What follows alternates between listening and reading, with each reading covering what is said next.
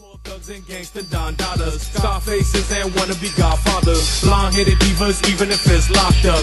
Goddamn, it's culture bandit, Southpaw. It's more Uncle Tom's joining the lynch mob. Rappers talk about how they hustle and pimp bras, doing significant damage. Young girls stripping, young dudes flipping, and their living conditions ain't the worst, not nearly. They heard your perverted verse, thought it was cool, so they emulated you on your rap songs. Now they jobless, facing charges. Girls turn sex slaves like Sarah Bachman. Baby fathers locked up and the kids hollering while you stepping on stage, accepting that praise. Diamonds in your necklace reflecting off your shades. Your people struggling in a state of malaise. You help exacerbate with the trash that you made. Blood money. The trash that you made cash, but it sent blacks to the grave. Now you could kill a revolutionary, but you can't kill a revolution. Let me keep it moving. Look at Lil' Kim and this dude Michael Jackson. Faces look like monsters, Frankensteins, freaks. After Mike finished drinking wine, he touched boys with his sick pedophilic mind. Biggie sold dimes, didn't even care, pregnant or not. He said he liked teens, young, fresh and clean, child molestation. Why his mother always get a standing ovation? You wouldn't give a Grand Dragon's mom a standing O, would you? How could you? Think it's hard, picture big raping your little sister. Now what would you do? He saw God's beings and death to all enemies. How you doing, brothers and sisters? All right, sir. All right. It's wonderful to see you out here. Yesterday we did the Effeminization of the Black Male Part 3, the militant white sex assault. I guess we scared some people. I guess we got about half the crowd we had yesterday. I guess some people said, I'm scared. I don't know what. Nothing can be done about this. But we got some brave African souls that trek back in here today, say maybe we can do something. So we real glad to have you back out here. We want to ask you, give yourselves a round of applause for coming back.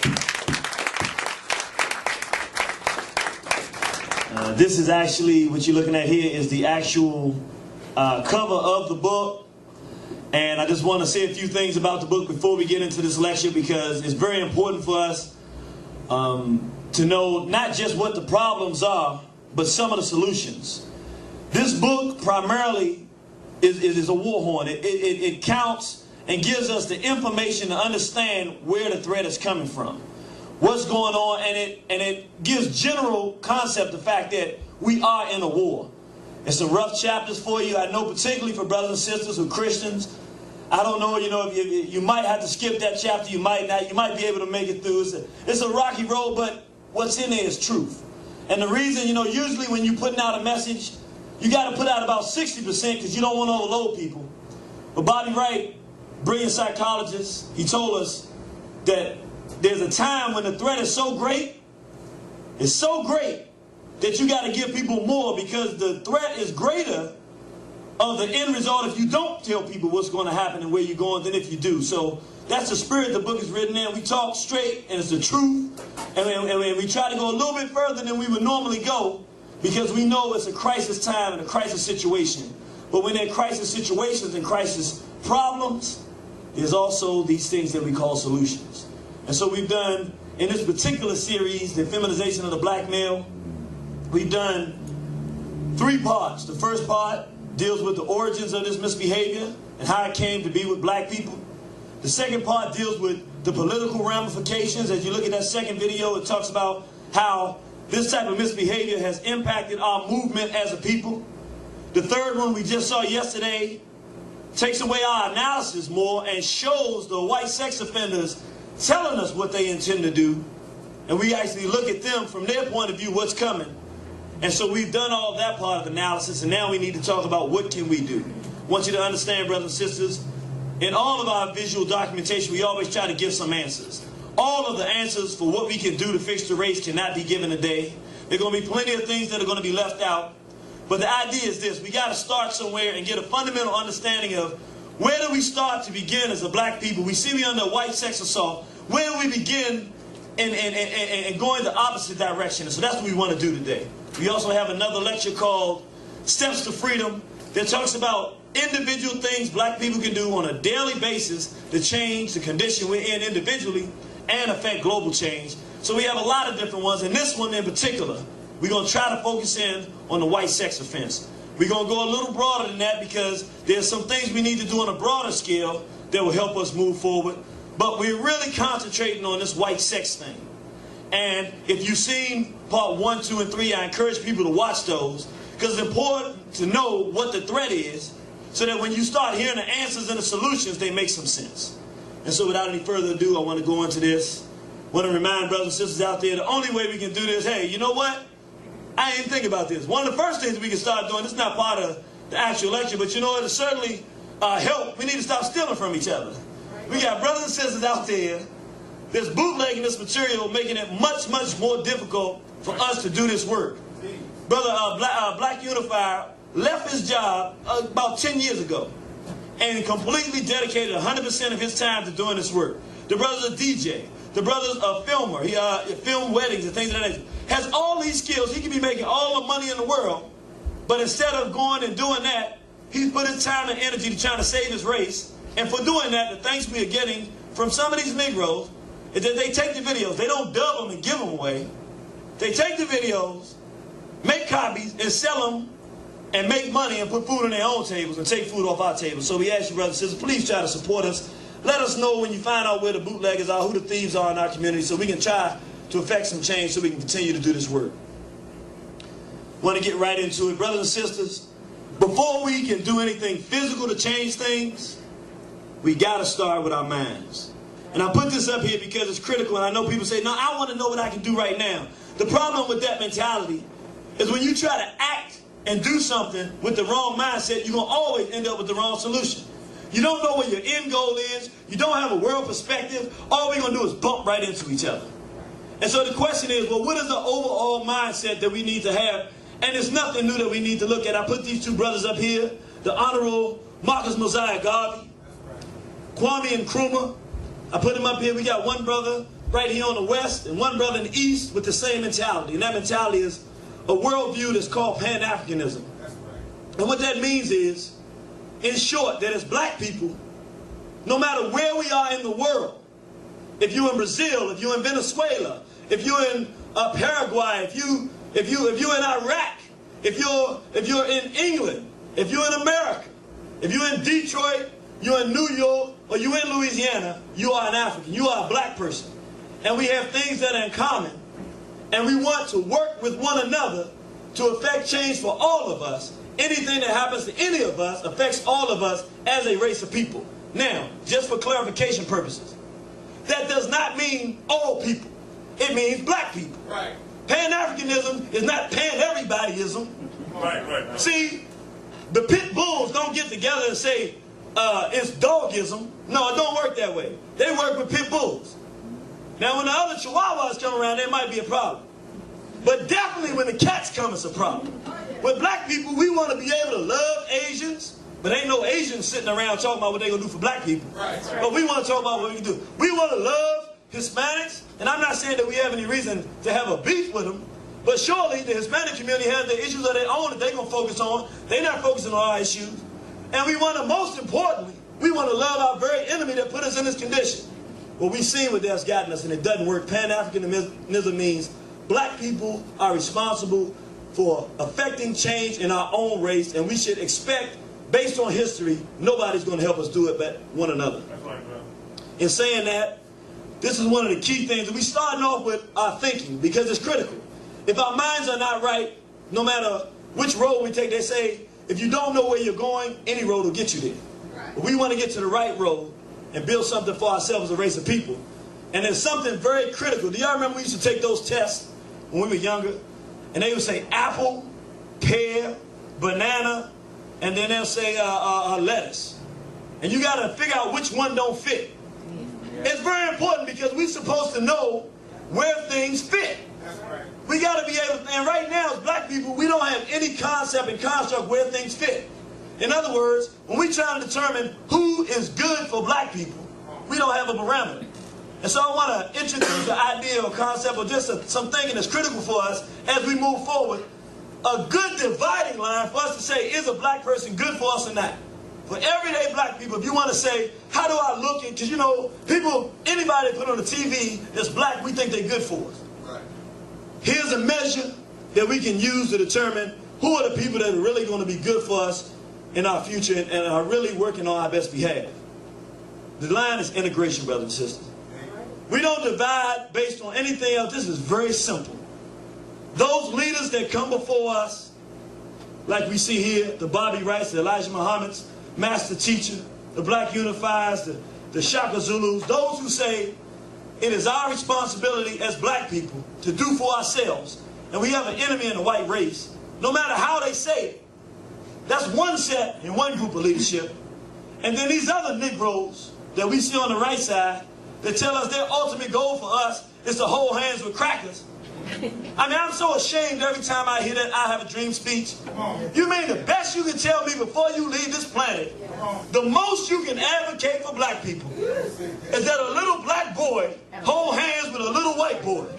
Well, I done seen a lot of little black boys holding hands with black boys and white boys too, and I don't think we need no boys holding hands with no boys.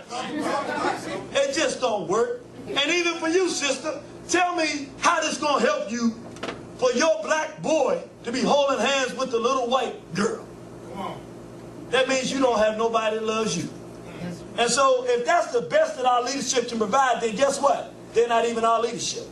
They don't represent us. And we have to be able to divide this line and understand that is the dividing line for somebody who's working on our best behalf. If somebody wants to start an organization, if we're going part of anything, and they're talking about integration, inviting whites in, then we know right then and there, we're not dealing with somebody that's in our best interest.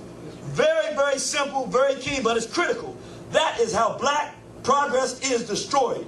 The book, The Destruction of Black Civilization, by Chancellor Williams, what is called the Black Bible in this movement, he tells us, it makes it very clear that the key element in the destruction of black civilization and progress, we always got some Negro who gets this magic plan that there's a good cracker out there, and if we just link up with this good cracker, everything will work.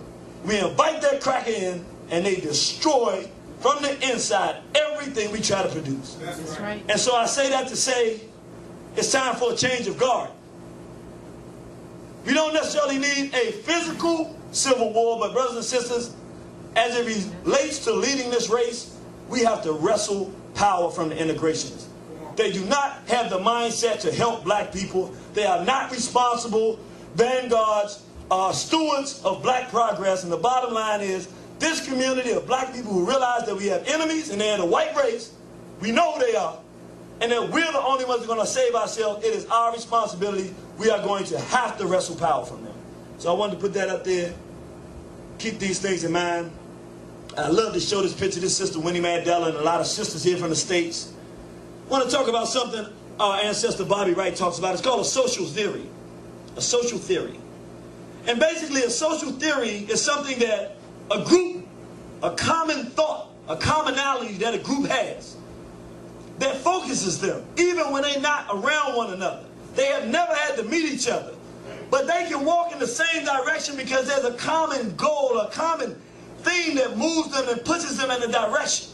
Right now, as black people, that's why we're so screwed up. Some of us, our social theory is that everybody in the world can get along. And what that means is we keep trying to go and get along with everybody while we get beat up and brutalized. Don't work. Other of us, our social theory is, I got to get a good job and do what I need to do for myself. Which means, what relationship do you have to the next African that you run into? None. Because you trying to do your personal thing. People don't operate like that. We talked about small hats yesterday. Their social theory for the small hat is that we are God's chosen people. We have a right to dominate, humiliate, and exploit everybody on this planet, and that's what we're going to do. That's their social theory, and no matter where you find them across the planet Earth, that's what they're doing. It don't matter who they're dealing with. Now, I'm not saying that should be our social theory, but I'm showing here social theory is something that links. It makes it easy for us to understand. Here we have Sister Winnie Mandela fighting a real physical war in South Africa. I believe she was destined to be the one who overthrew that system. But through not having a social theory construct for all African people, and people pulling out on all different directions, from Christianity to integration, and pulling that revolution that was supposed to happen, forget it, get rid of apartheid, get rid of the apartheider, and take Africa back for yourself. It didn't happen. And I'm saying, what ties that sister who's a strong warrior for a race to a sister like this, Dr. Frances Cress Welsing here, who's using her dedicated entire life to teaching black people that racism is not how you feel about somebody or something like that. But brothers and sisters, there's an organized system in place that whites have put in place that they work against the best interests of black people. She does it every day, 24 hours a day, 7 days a week, committed her entire life to that. We got to understand there's something that binds us together. What brings our brother here, leader of a nation, Robert Mugabe, and we talking about stomping out white sex offense, especially on the continent, we got to go right here. One-stop shop. A black man, he told, I love to hear this kind of talk, he told, this is the Prime Minister of Britain, one of the great cracker empires. You don't talk to no cracker like that. He said, y'all a bunch of filthy homosexuals. He said, you got a gay mafia.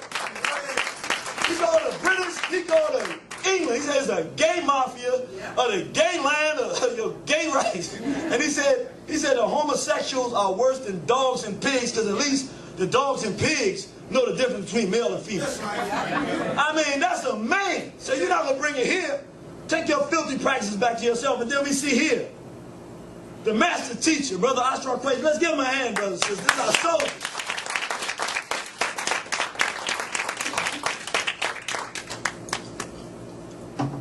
You know, I got a special place in my heart for this brother here. This is my Baba here. My father here, my spiritual father. This black man left his good government job, left his good job years ago. Went on a trip with Dr. Yosef Ben Yochanan, Grandmaster Teacher, taking us back deep into the history of Africa. Began to learn about the history of his people and dropped everything else in his life and said, from this point forevermore, I'm going to live my life to educate black people. And not just, I mean, nothing wrong, we need the books, you know, we've done that, but I'm saying I'm going to take my people back. Right. And I'm going to show them things that they can't imagine that they have done. And then I'm going to explain those things so that they can understand them. And I'm going to make sure that my people have a fighting chance. What brings these black men who are warriors, responsible stewards for their race, what brings them together? What binds them together? And I just love these pictures. I mean, they look almost the same, don't they? You remember the Most Honorable Elijah Muhammad built that army? You ain't want to go up against no FOI. Them was 3 letters. Crackers saw them 3 letters together. They said, uh-oh, why they went the other way? And this is the Ghanaian military. Look the same. Now, we need something that when you see black men lined up like this, you're not thinking no gangs coming to destroy you. No. With a social theory, you know that there's one thing that's rolling through their minds. And so I just want to give an example. This is not necessarily the black social theory. It's an example of what a social theory is, what it says, and I just want you to imagine just for a moment. Let's exercise our minds. What changes would occur if in the hearts and minds and spirits of all of our children, in us and everybody else, as we move forward in life, and we walked out under this idea, or a similar idea. African people are an international racial family who share a common homeland, which is Africa, historical origin, racial makeup, culture, destiny, and a bitter enemy, the white race. Yeah, that's right, brother. We are challenged by our common destiny to destroy the system of racism, white supremacy, and replace it with justice. That's right. We are mandated by our Creator to return to our proper status as rulers of this planet. It is within the full rights and responsibility of every member of the black family to see to it that this ultimate goal is achieved, so that we may once again restore peace and prosperity to planet Earth under the divine and just leadership of God's first people, the black man, woman, and child of Africa. Yeah.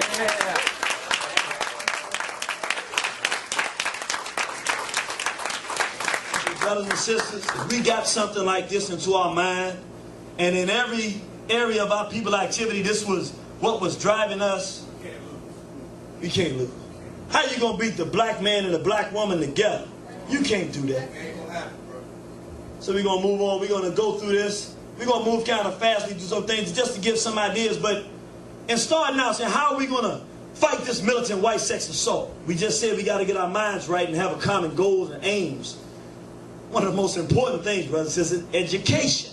This is our brother Chancellor Williams. I know many people may have never seen the brother, so I wanted to put it up there. A brilliant historian who gave us what in the movement is classified and called the Black Bible. destruction of black civilization. Brothers and sisters, we cannot know God, we cannot know a future, we can know nothing if we do not know our own selves. Right. It is a shame that our children grow up and, unlike any other children on the planet, have no idea who they are. They do not know their own names. They do not know where they are from. They don't know where their continent is. They don't even know they have a continent. They don't know that they were the first people on the planet. They don't know we had our own languages. They don't know what they built. They know nothing about their past. Yet, we try to survive in a world that's vicious and cruel. It's impossible to do. And so we have to understand, as responsible stewards of our community, there's no way that our children or our race can prosper without us educating our own children. Right. Us meaning those responsible stewards of an African future. Right. Now I know integration is going to teach them about somebody trying to link them up with somebody else. That never worked. Yeah. But somebody that teaches them about the people and the things that groups have done, African people have done in the past, to liberate us and take us forward. And before we learn about us being down, I mean, let's just go in the order of operations. And we the first people on planet Earth. First thing our children should learn. They built pyramids before there were builders. They had physicians before there was a science of medicine. That's right. There's a black man who we can point to. We know his name. His name is Imhotep. Before there was a discipline of science as we know it today in medicine. He developed a discipline. But not only that, he was the world's first known multi-genius. That's right. I mean, he did architecture, designing the step pyramid for Zosia. He was a physician. Yes. Even worship here in Kamumbo. You see, as you look on the pyramid walls, you see here the birthing stool. Yeah. You see here all the instruments that were used even to this day. When in our medical people were there, we had doctors going, these are the same things we use today. I don't believe this. That's right. You go back thousands of years, you see the brother here with a stethoscope. We talking thousands of years. We created all of this. How on God's earth can this information be available? And our children are learning see Jane run. George Washington never told a lie and he ate cherry pie. George Washington was a wig-wearing cracker who raped black women and he died, and we're glad he died and he's gone. And once we educate our children to their own past, we got to make sure that we can't wait till somebody get 25 years old or 18 or 19 and all of a sudden find out there's a cruel world and that they have an enemy that they've otherwise been taught to love. Can't work that way. Oh, don't let that worry you. We'll be all right. We're going to keep going through all of it. We also got to know, and it's just about right time that will fall. We about to talk. We talking about us falling, and the light falls. We got some crackers in here. Or these are ancestors trying to make everything work. Something going on. It's the Mickey. See, he's using the Mickey Mouse symbol, and there's probably some white sex stuff going on with the Mickey Mouse symbol, and so it's just messing up the whole vibe. But we'll be all right. We're looking right here. This is Goree Island. This is the place where our ancestors were enslaved. Brothers and sisters, I'm going to tell you what's so cruel as regards to education and what we do with our children. When our children get up, because I know I suffer from this, we're not blind. We look out and we see that black people are not in a very good condition. And guess what? Stay with me now. I know there's stuff going on there. Stay with me. I'm right here. Don't let them distractions get you. See, that's just when them spinning rims get going. See? Look, you got Dr. John Henry Clark in the radio, but the rim's spinning. You looking at the spinning rim. Dr. Clark just gave you an answer. Come on. Stay with me now. That's all right. Look. It's a real cruel trick we play, though. Nobody's blind. It's easy to look around and see that our people are not in a very good condition. As opposed to explaining to our children where they were and how we got to this condition we're in today, we say nothing to them. We don't want to tell them about the bad things that happened to them. You know, they really change things.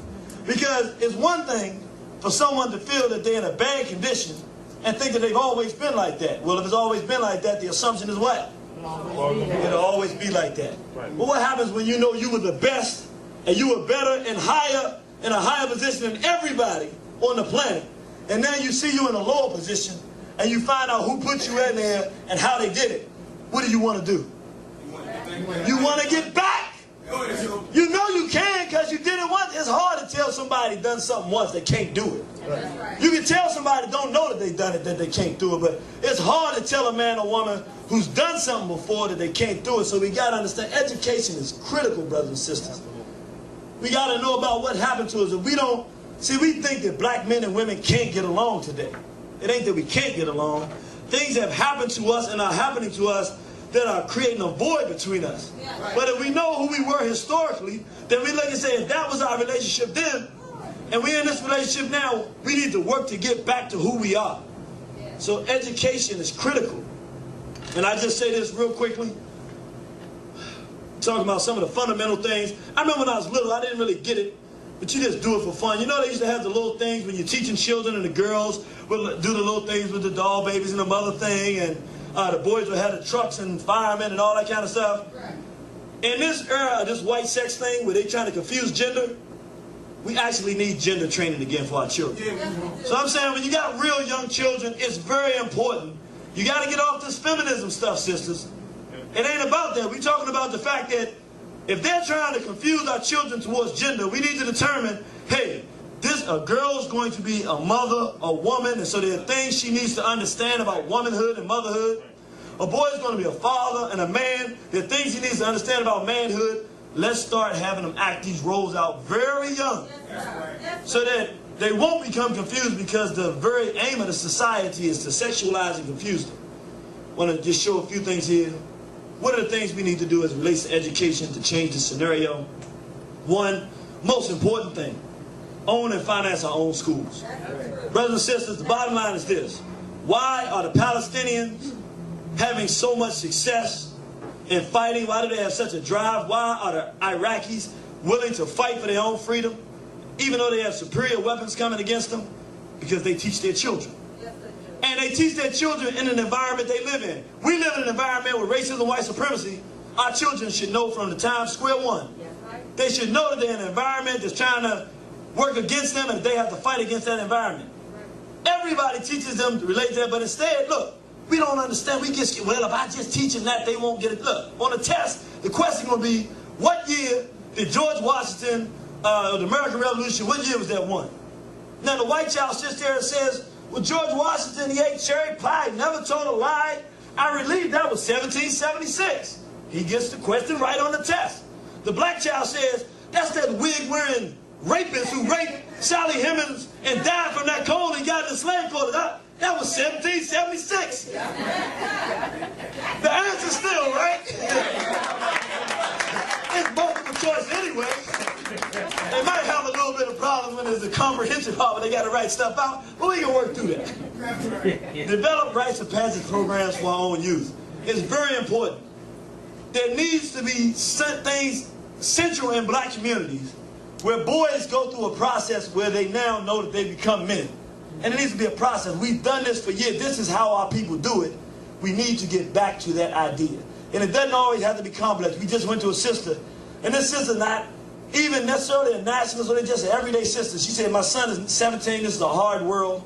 She put some things together, a black pledge, and then she asked PKB to come out and open up for and MC the program.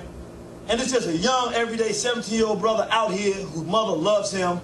And she said, tell him about African and who we are as a people, brother, and just help us with this program. And I said, man, you know, sometimes we get so consumed with the big picture, we miss the little small things that are really practical that we can do. She just rented out a little place, got all his family and friends and everybody to come. He didn't want to do it at first. Next thing you know, he invited all his friends. It was a beautiful thing, something real simple. Our girls need the same thing. You go from a time of being a girl into womanhood. What are all the things that sisters need to let them know so that they can know that they're going from that process, instead of us just coming up in this society and being let loose like that, and we know what this society has to offer for us. It doesn't work. Develop our own independent curriculum. Just one thing to say, what good is a black school and all black teachers and a black administrator if we teaching out the same book and teaching the same thing the crackers was teaching? That don't do us no good. We need to develop those things for ourselves. Use our homes as educational vehicles again. Children used to come home, mother, father, whole family, sit down at the table, and you were getting educated all the time. You talked about what went on. The learning process was always continuous. create innovative means for educating ourselves and our children. In the time when we don't own and finance our own schools, this is where we focus. What is Positive Kinetic Vision? It's a creative means for educating black people. We don't have to have no school books. Hey, we African people, we can improvise. Just make it work. Find a way to get the message out. Find a way to educate people and tell them what the right thing to do, what direction they should go. Put things in their mind to help them live right and help us move the right direction. We can do this. We are creative people. Teach black children about racism and white supremacy at every stage of that. We talked about that. And this last one's real important. Teach black children that the only acceptable intimate relationship is between a consenting man and woman. Anything else is white sex perversion. I'm going to tell you why I say we have to teach our children. Normally, I would say, you don't teach a child about sex at all. You don't even mention that, it's a time, the child gets a certain age, you got to do it. This is the problem. But says we cannot avoid it. It's everywhere. And before somebody comes to them and tells them two boys supposed to be together, we got to find, we don't have to teach them about the actual act of sex, but we got to instill in them that a boy is for a girl and a girl is for a boy. As adults, we got to do that because, unfortunately, they're going to get hit with it. And before they become confused, we should explain it to them. So when they see two females together, they go, well, why is auntie such and such with that? Well, she's sick.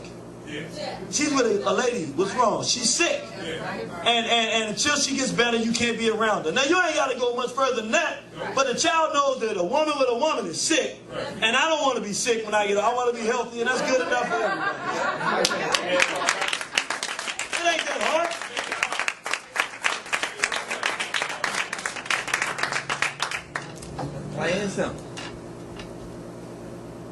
Organized to stop the sexual abuse of black children. We're going to talk a little bit about that at the end. Just to say, we're dealing with politics and economics. I say that the best political platform at this particular time in history for black people to take is to be, okay, we are not unified. We don't agree on hardly nothing right now. We're not doing anything for the most part as a collective race of people. Most important thing we can focus on is securing a future, and the future is in our children. If we organize to stop the sexual abuse of children, first of all, our children will appreciate it. It's something that we won't have to argue on. How many black people are going to actually tell you that they think children should be sexually abused? Right. Even if they feel that way, we still got enough in us that that's something everybody can agree on. And if we do it right, if we actually put a dent in this thing, I tell you the strange thing that will happen. The whole entire world will begin to respect us again. Despite all the negative media, despite everything, this is what we don't realize. This European has been almost every square inch of the planet Earth. He's created sexual abuse in Southeast Asia. 60,000 children in the Philippines are child sexual slaves. Do you realize that if the rest of the world saw that black people went out and said, we're going to stop sexual abuse of our children, and we actually start doing it, they will forget everything the cracker told them bad about black people and say, you know what? I don't like them because I've been taught not to. One thing you got to say, don't let nobody mess with their children. We need to stop being quiet and deal with the problem at our house too. We would gain the respect of the world with just one idea. We with just one idea. African nations, you need to ban homosexuality, pedophilia, and pornography, and the hat hop. It's going to kill your society if you don't. We're going to deal with that as we go on. Develop African-centered communities in America. We need to start really considering the fact that one thing that makes it more difficult for us to maneuver in the society, we don't have a place that's just like Black Wall Street and just like Rosewood, where you got black people and black homes, black businesses, and black ideas, and black control. So we don't feel like we have any power anywhere. We got to start getting back to that. And we can do it. We have the resources. Now it's time to have the mentality. We got the developers, we got the money, we got the builders. We just don't have the social construct. We talked about our independent schools, destroy the hat hop culture in America and internationally by exposing small hats. This is the thing, brothers and sisters. I know you say, why do you pick the small hats out of all the Europeans? Because if we talk about politics and political movement, throughout the course of history, I mean, it's amazing what you find out when you unravel the veil of history. Things become clear. The one group of Europeans, more than any other, from my study, that always are preventing black political agendas from being achieved are the small hats. the Bounty case, where we were getting funds for black people during the 60s or 70s. The small hats stepped in and stopped that. The Ocean Hill, Brownsville, we talking about education. Black community control. The mayor of New York at the time, it's in the 70s, the mayor of New York was a white Anglo. He said, let the black people have their own community schools and control it. They all had the same control of their schools that white parents have in the suburbs. Who cares? Guess who jumps in and says, no, black students can't be taught by black teachers. Because what happened once the community got control of the schools, they saw that the small hats in the school system were teaching the Hispanics that the blacks were their enemies. And the blacks said the Hispanics were their enemies. And the children were just having poor grades and weren't doing anything. As soon as the community took in, they got rid of them teachers, brought in some black teachers. They started learning about Malcolm X. They started learning about things. They were vibrant. The grades went up. Everything worked. And the small hats said, cut it. That's a battle we lost. We couldn't afford to lose that battle. That's why we're here today. Throughout history, guess who makes up the N-word? Who made up the small hats made up the N-word? And now, every time we look around through entertainment, they're the ones, whether it was Richard Pryor, small hats putting them on, putting that N-word back into our community. Jerry Heller, who was the manager of NWA, Ends with Attitudes, who brought the N-word back. Or even to this very day, we see the brother, the Boondocks. Who's that brother? Aaron Magruder. Didn't have no show until he decided it was cool to call black people the N-word. Now he on TV, ears and holes and bees and this. Said these hats, they like roaches. They like roaches in a cereal box. It's like you gotta throw the box away. They, you know, and I mean throughout Marcus Mosiah Garvey. Marcus Garvey had black people. We had a social theory. Up, you mighty race, you can accomplish what you will. One aim, one God, one destiny. If you all throughout the world, the Negro world, everybody's reading the same thing. We were all marching towards liberation. Judge Julian Mack, a small hat who was in the NAACP, high-ranking official, was the judge on Marcus Garvey's trial. The prosecuting attorney, another small hat, who found him guilty and got him deported. So much for black progress. Jump in with Du Bois and these other veritable cornucopia of Negro, cracker-loving Negroes. Racial progress stopped right there. I mean, every time down the line, brothers and sisters, to right now, the whole hat hop industry, not to mention they financed and created and started the slave trade. Even now, we look at the hat hop industry. Totally dominated, control. I'm not going to keep going. We saw what they doing yesterday. So we say, what's the answer? Brothers and sisters, it's not that difficult. We got the internet now. We have means. One of the things we can do, and we got to get back to it, makes no sense. National and international black newspapers. I didn't say newspapers that say that they're black. I'm saying responsible stewards of the black community who have nobody telling us what. Look, all the money Bill Cosby got, all the money some of these other individuals got, we can buy a printing press and have a national paper if we can do it in 1920. If the Negro world could be all over the world in 1920, with the internet and all the resources we have now, it would be easy.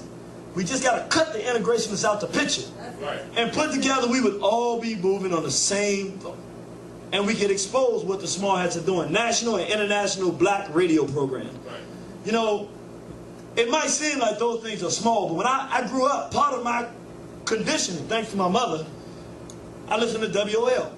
And at the time, I mean, I remember Kathy Hughes calling whites crackers, and look, I can tell you right now, I remember the day I'm sitting down listening to Dick Gregory talk about the World Health Organization was taking the children in Atlanta, the Atlanta child murders, and was taking the children and cutting out their parts to do testing for cancer research. And so I'm as a child, and I'm a little child going around, man, there's some real wicked things going on. People are destroying us. That's just through radio. And I can just sit there and I'm being entertained, but I'm being taught and trained to be entertained by things that will stimulate my mind.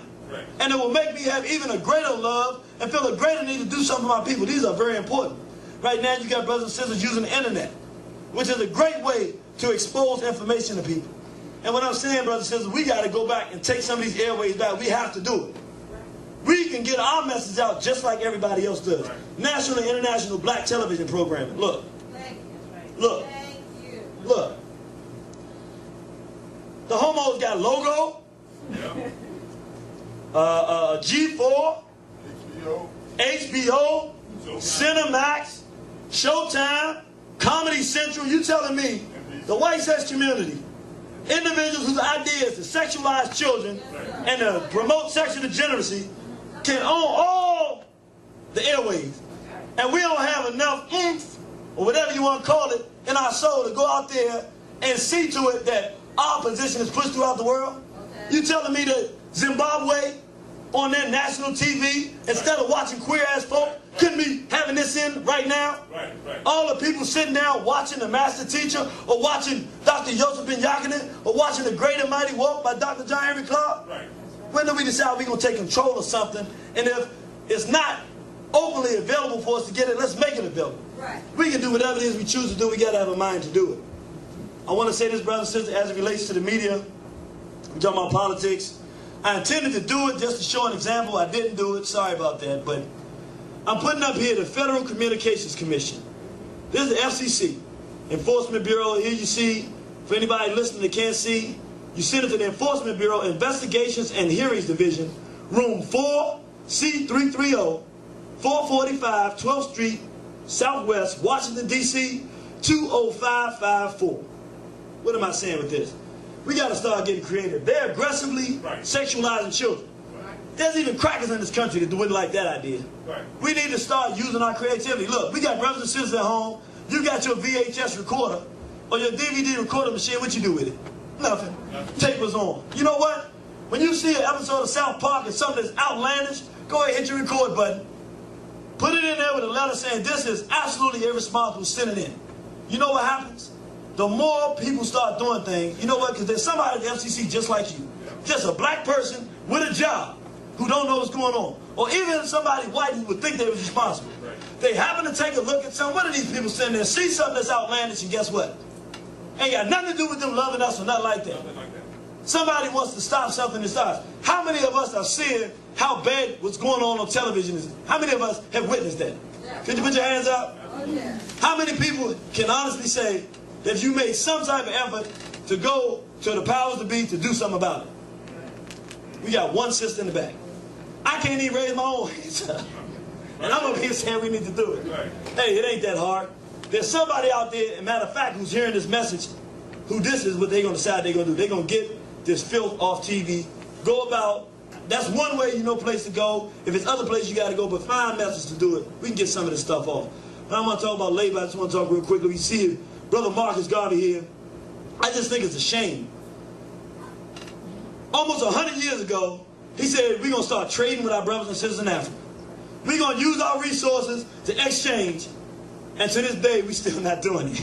You mean to tell me with all the resources we have, our black engineers couldn't say, you know what? I'm an engineer. And in my black engineering company, after you worked here for 3 years as a professional, you got to go to Africa. We're going to pay for you. You stay 6 months. And you got an aqueduct system. You're going to be working that time. And then you, okay, by the time you get there, okay, you need to build a bridge over a certain region. As part of your very existence as a black organization and professional, part of your inside, because it's a social theory and idea, I'm going to build up something there. When do our medical people say, we're medical people, we got to have our own black hospital, and the idea is we're going to go over to Africa and build hospitals. So after you've been a doctor here for 8 years or 5 years, you got to go to Africa for a year. You can take your family if you want. We set up schools there that both the African brothers and sisters there can go to and the brothers and sisters here can go to, and we build that up there. What are we doing? What is a professional if it does not relate to the community? They're nobody. What is a professional in a black professional if it has no impact on the black race? It's a slave. So I want to say, brothers and sisters, use our labor resources to become self-sufficient. Use your positions of power to ward off white sex. I got to say this. It's going to sound, it's going to sound a little mean, but let me tell you like this. When they get positions of power on the job, they're going to hire white sex offenders, and they're going to abuse you when they realize you don't like it. We got to start being the same way. Look, if I'm a supervisor, and there's a brother and a white sex offender, that's what I'm weighing. I can't say that, but guess who's going to get the promotion? Because we got to have high to have power. Believe me, if you never experienced it, just take my word for it. You don't want no white sex offender to have a power in a situation. Especially when it comes between you and a white sex offender. I don't care how black their skin is. When it comes down to pick a side, you're going to always get scarred. Want to say one more thing? We got to wrestle power from the Negro on the workplace, because the Negroes can't help the race. And I'm saying this to the brothers and sisters who is having a lot. Y'all know what I'm talking about. Yeah. You on a job, because you're a nationalist particularly, or because you just know what's going on, you keen, you understand it, you rise to the ranks. Ain't that they like you, you're just the best qualified. But you don't like the cracker. So when the cracker comes to you because you're the best qualified to take the new position, you know what you say? If I take that position, I got to deal with more crackers. No, we can't turn down power. If we get more power, then we can use more of that power we get to hire, to take things our direction. A lot of times we walk away from opportunities to make control because we ain't thinking like that. We got to stop thinking like that. It's war. And at every chance and opportunity at war, when we have an opportunity to get in a position where we can affect change, we got to stop thinking about our own personal preferences. Yeah. What works best for the race, we got to become aggressive with this, because that's what they do. Race first. Race first. And right here I say build up Africa as our home front. We're going to say that again. We're going to end with that, so I'm not going to talk about that here. Y'all all right? Yes, sir. All right. Talk about law real quick, brothers and sisters. We're not going to be long. We're going to be strong. And I put this picture up here because I'm going to say something to brothers. And I really thought about it long and hard. And I said, you know, sometimes you got to sacrifice. It's going to be real hard to say, because I know that there are going to be some lives that's going to be lost behind this. Because it's like the bully in school. The first time he comes, if it's your first day at school and he try to be a bully and mess with you, if you tell him no then, if you fight him then, you're not going to have a lot of problems with him. But once he goes through a whole semester getting used to abusing you, you got a whole another semester there. One fight ain't going to do it. You're going to be fighting him because he's used to abusing you. Right. Well, brothers and sisters, and brothers, I'm talking to my brothers now. I love you, sisters, but I got to talk to my brothers. Look, there's no reason for a white male to be checking the anal cavity of no black man. That's right. And say, oh, wait, hold on. Before I hold on. Now, some brothers out there, y'all watching this tape, and he trying to use it as an excuse not to do the prostate cancer thing. No, the sister's right, brother. No, don't try to, you know, brother, use you against yourself. No, brother, you can't use me like that. No, listen. The sisters are right. We need you healthy because we got to fight this battle. I ain't talking about that. Yeah. Y'all know what I'm talking about, though. These strip search things, they doing it. Look, brothers. And I know that this is real because it means we bucking authority. But you know what? Our authority is God. That's right. And our God is black. And our God ain't got no room for nobody to, look. The basic strip search, I guess if you go to jail or whatever, that's what happens. You know, you take your clothes off, walk through. But I tell you what, we got to start saying no to bending over, brother. Yeah, that's right. And I know what that means is that there's some brother that hears this message and say, I've been feeling that way anyway. And they always got us bending over. And I'm going to say no. And I have to be honest with you. You're going to suffer, bro. Because the first time you tell that cracker no, you don't want to hear that. You ain't going to have nobody on your side. Yeah. Right. And it might be me in the street and they say bend over. I'm not bending over. That's right. But brothers, we can't change racism, white supremacy overnight. That's right. But we can't let white law get so powerful that it just makes us ungodly. We can get beat up a little bit, but we used to say bend don't break, don't bend no more. If you're wrong and you got to go to jail, you go to jail, but you don't bend over. Right. You don't bend over and nobody, we got to stop this stuff. And I really think, I know a lot of people don't understand, the sisters probably don't know what I'm talking about. I know there's brothers suffering it, because I know what that type of, I've been through it. I know what it does to the soul. And brothers, we can stop that. And we can stop it by just saying no and not tolerating it. And if we all do it, and we do it enough, they'll just change their law. And they have different technology out there. They don't have to do that. Oh yeah, that's the thing. And this was so crazy. The cracker's such a fag. Right. Yeah. He's such a fag that he'll give you a good, legitimate reason why he wants to look at you. He don't know if you got something. Well, look.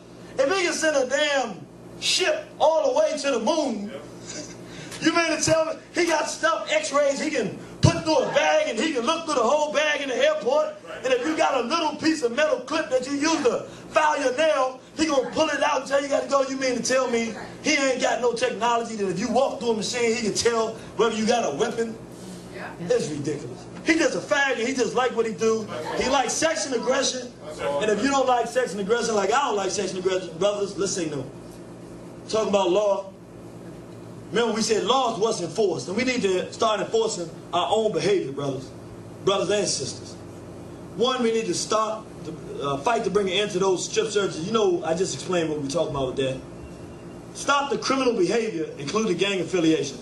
I say that because one of the reasons it's so difficult for us to get anything going is because black people are so stupid, particularly our young brothers, are so steeped in criminality that you kind of lose your heart. If you're a decent brother or a decent sister, you kind of start losing your heart for what's happening to black men out there, because we so used to brothers doing the wrong thing that if by chance a brother doing the right thing, somebody say, man, can you believe what they did to this brother? You didn't see it? Your assumption is he's just another criminal like all the rest.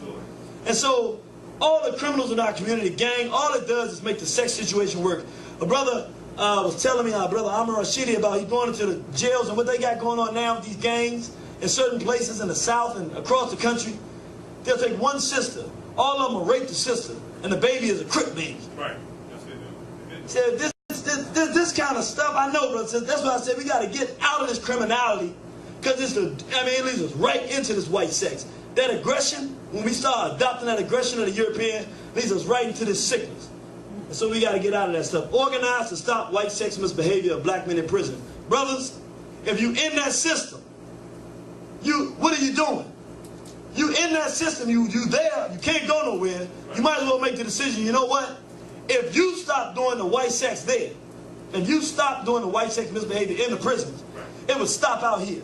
Matter of fact, instead of looking at the next young brother that comes into prison as a sexual object and an opportunity for sexual conquest, what you should do, since you can't come back out here and help us, you locked away in a cage, you should say, if a black man comes into this system, we're going to get him cleaner, stronger, meaner, smarter than any other. He'll never want to come back. He's going to work harder. He's going to read more. We're going to make him teach. And guess what? That's right. If you did that enough, if you said we're going to make sure when you go out in that society, you're going to get that crack of hell.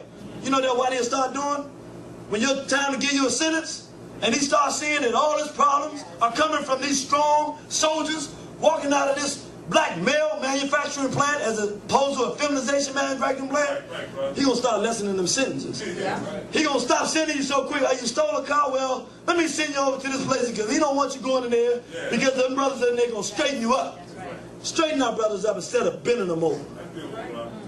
Stop the patting. This is a small one. Stop the patting on behind the sports. This is real small, but you know, it comes from Greece. And we talking about everything else, and it's just one of those extra things we don't need to see, you know. It's become harmless in the minds of many of us, but you know what? Black men don't have, historically that I know of, no precedent for smacking no males in the behinds. Let's leave the European stuff to the Europeans. Earrings and the tattoos. Look, I know it's all kind of reasons, but oh, we used to do that in Africa. Yeah, well, look, this is all I'm saying. Right now, brothers and sisters, right now, our children and nobody else needs to see black men with earrings. That's right. Earrings are for women. And that's what this society and this world looks at. And when you put them on, that's what we see. Let's bring the black manhood back. Let's stop writing on our bodies, brothers and sisters. Let's start getting back to being black people who are proud, productive, and feel good about ourselves and treat ourselves right. Get into our children's lives. Brothers, if the brothers were in our children's lives more, we wouldn't have the pedophiles on our children as much. Because when there's a child is protected, the pedophile takes a little more care and caution than when the child is not protected. We've got to realize, brothers, it's our responsibility and sisters to protect our children. And it's good to have a black male in the life of children so that we can try to prevent this stuff. Brothers, it's another one I got to say. We got to do it. Push the transvestites and the cross-dressers out of our community. Look. Okay, we know this is America. We know what the rules are, but look, we can't follow all the rules. We can't have white sex offending freaks, men just like women, on our corners right in front of everybody. That's the message with that is that we don't care nothing about our community. Anytime we say, brothers, I don't tell you how to do it. All I'm saying is we don't want no more dudes just like females. If they sick, they need to be in the hospital. They don't need to be on our corners and walking around our communities, invading our spirits, our mind, and possibly doing harm to people and our children. And U.S. law, as it relates to that, push to have the adoption of black children banned by homosexuals. You know, these homosexuals are adopting our children left and right. The reality of it is, brothers and sisters, if we're serious about changing this white sex offender thing, ain't no way in the world we can be giving our future to homosexuals and expect that we're going to win this. How we got so deep in the hole for this to be occurring is just almost amazing. But who would have known that two males that decided they want to live together would have thought that they wanted a black child in that home with them? Well, however we got there, we got to unget there. We don't have no future if we giving our children away to homosexuals. We got to organize to stop that. Fooling someone about one's original sex should be a crime classified as rape. I'm going to tell you why I say that. I know it's going to sound bizarre and crazy. Sometimes I see stuff before and I said it to you earlier, but I'm going to tell you. I mean, we had a case right here in D.C. Brother went up, thought he was dealing with a sister. You know, had a sexual encounter. Went back, brother told him, no, that was a dude. Went back and shot him. Now the brother's going to jail. Now, this is a real problem. Because, look, I'm watching this stuff on TV and I know you're going to say, nah, bro, you can tell the difference between a man and a woman. Let me tell you. Man, these crackers getting good at this. You know, you heard Kenny G. You think he can actually play the saxophone. How good he can imitate the black man, right? These crackers can imitate some stuff sometimes. They making males look like females. And I'm telling you, you look and your naked eye can't tell no more. And if you can't tell now, it's going to get worse. Well, look, we got to start protecting brothers, particularly brothers. Because what's going to happen is any black man that gets tricked like that into that, I don't care what the circumstances are that created, his whole manhood is going to feel crushed. He's been forced into a homosexual situation. He didn't do it, and he's going to want to respond. Yeah. He should not be held accountable for what he does if somebody does that. Let's get on top of it. Let's try to push, because the reality of it, that's a form of rape. Yeah. Anytime you lie to somebody about what sex you are and lay down with them, you just rape that person. Yeah. And you do that should be a crime. And I don't even know if anybody has thought about it. It should be a crime. And we got politicians, people out there, we got to start thinking about our own well-being. That needs to become a crime. Death sentence and life imprisonment for pedophiles on the first offense. Look, suffice it to say, we're not all into the political system like that, but look, if it's two crackers, we don't like neither one of them, and they going for office, and one of them, for whatever reason, don't like pedophiles, and says pedophiles should get life imprisonment, and the other cracker don't say it, then if you're going to vote for that cracker. Not because he's going to do nothing for us, just we want the pedophiles away. Whatever we can do to get the pedophiles away, we do it. It's part of our political agenda, and anybody else that's part of their agenda too, hey, we'll work with you to the degree that gets done, because that's something we want. All of them enemies anyway. Health.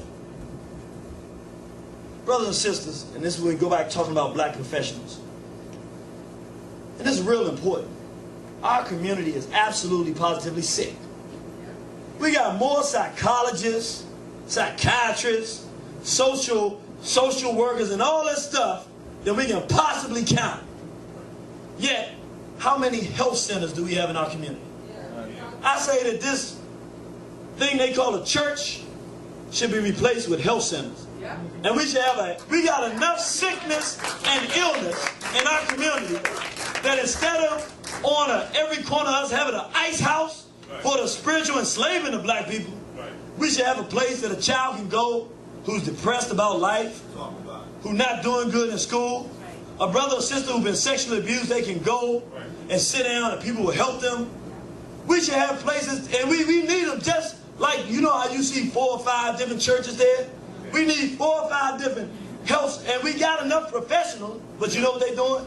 They're in the system, working for whites, not talking to each other about what's in the best interest of black people, and doing nothing to service our community. We got issues about color complexion, feeling bad about the complexion we are. We got black people, do you know we got children out here who wish they could be white, who use dye cream on their faces, bleaching their skin, blonding their hair, solely because they hate themselves. You know, they don't have nowhere they can walk in and sit down and somebody can say, oh, you're beautiful, let me show you. We got people that are trained and are trained to do this, but it's not having any impact on our people. The professionals have got to get together under a social theory and begin to operate in the best interest of the black community. So I say, white sex must be identified by black health professionals as a sickness that is unhealthy for African people. See, this is the problem. The way that the whites have the health system set up, it's healthy to be homosexual. Right. The unhealthy thing is to be homophobic. You have a disease, and it needs to be cured. That's how they have it set up. We can't work inside of their system and think we're going to help us. That's their system. Our professionals need to have black health standards. Man, what? You telling me we couldn't walk up to a chart and say sexual abuse, and then you know how to get them little boxes, then another thing leans down and says it can lead to depression, it can lead to this, it can lead to that, and then go down in the box and say, and you start seeing all the things that can happen if this happens, and you go, wow. And then on this side it says how you can help yourself, and these are things you can. I mean, our professionals could develop that. I mean, those are things, we should have that everywhere we go. We should have standards for black health, what we should eat, how we should talk to one another, what we should do in time of crisis. All that we have people trying to do it, but they're not doing it. Black psychologists and psychologists must develop black wellness practices. And those practices must be developed in such a way that they can be incorporated into our everyday lives. When we go to a black school, it should just be part of the framework of a black school that the health counselor or whatever has the black health standards for black people. So that all around the school, when you walk down the hall, if it's a black school, what color people should be on the wall? Black people. What color professionals should be on the walls as they're walking through?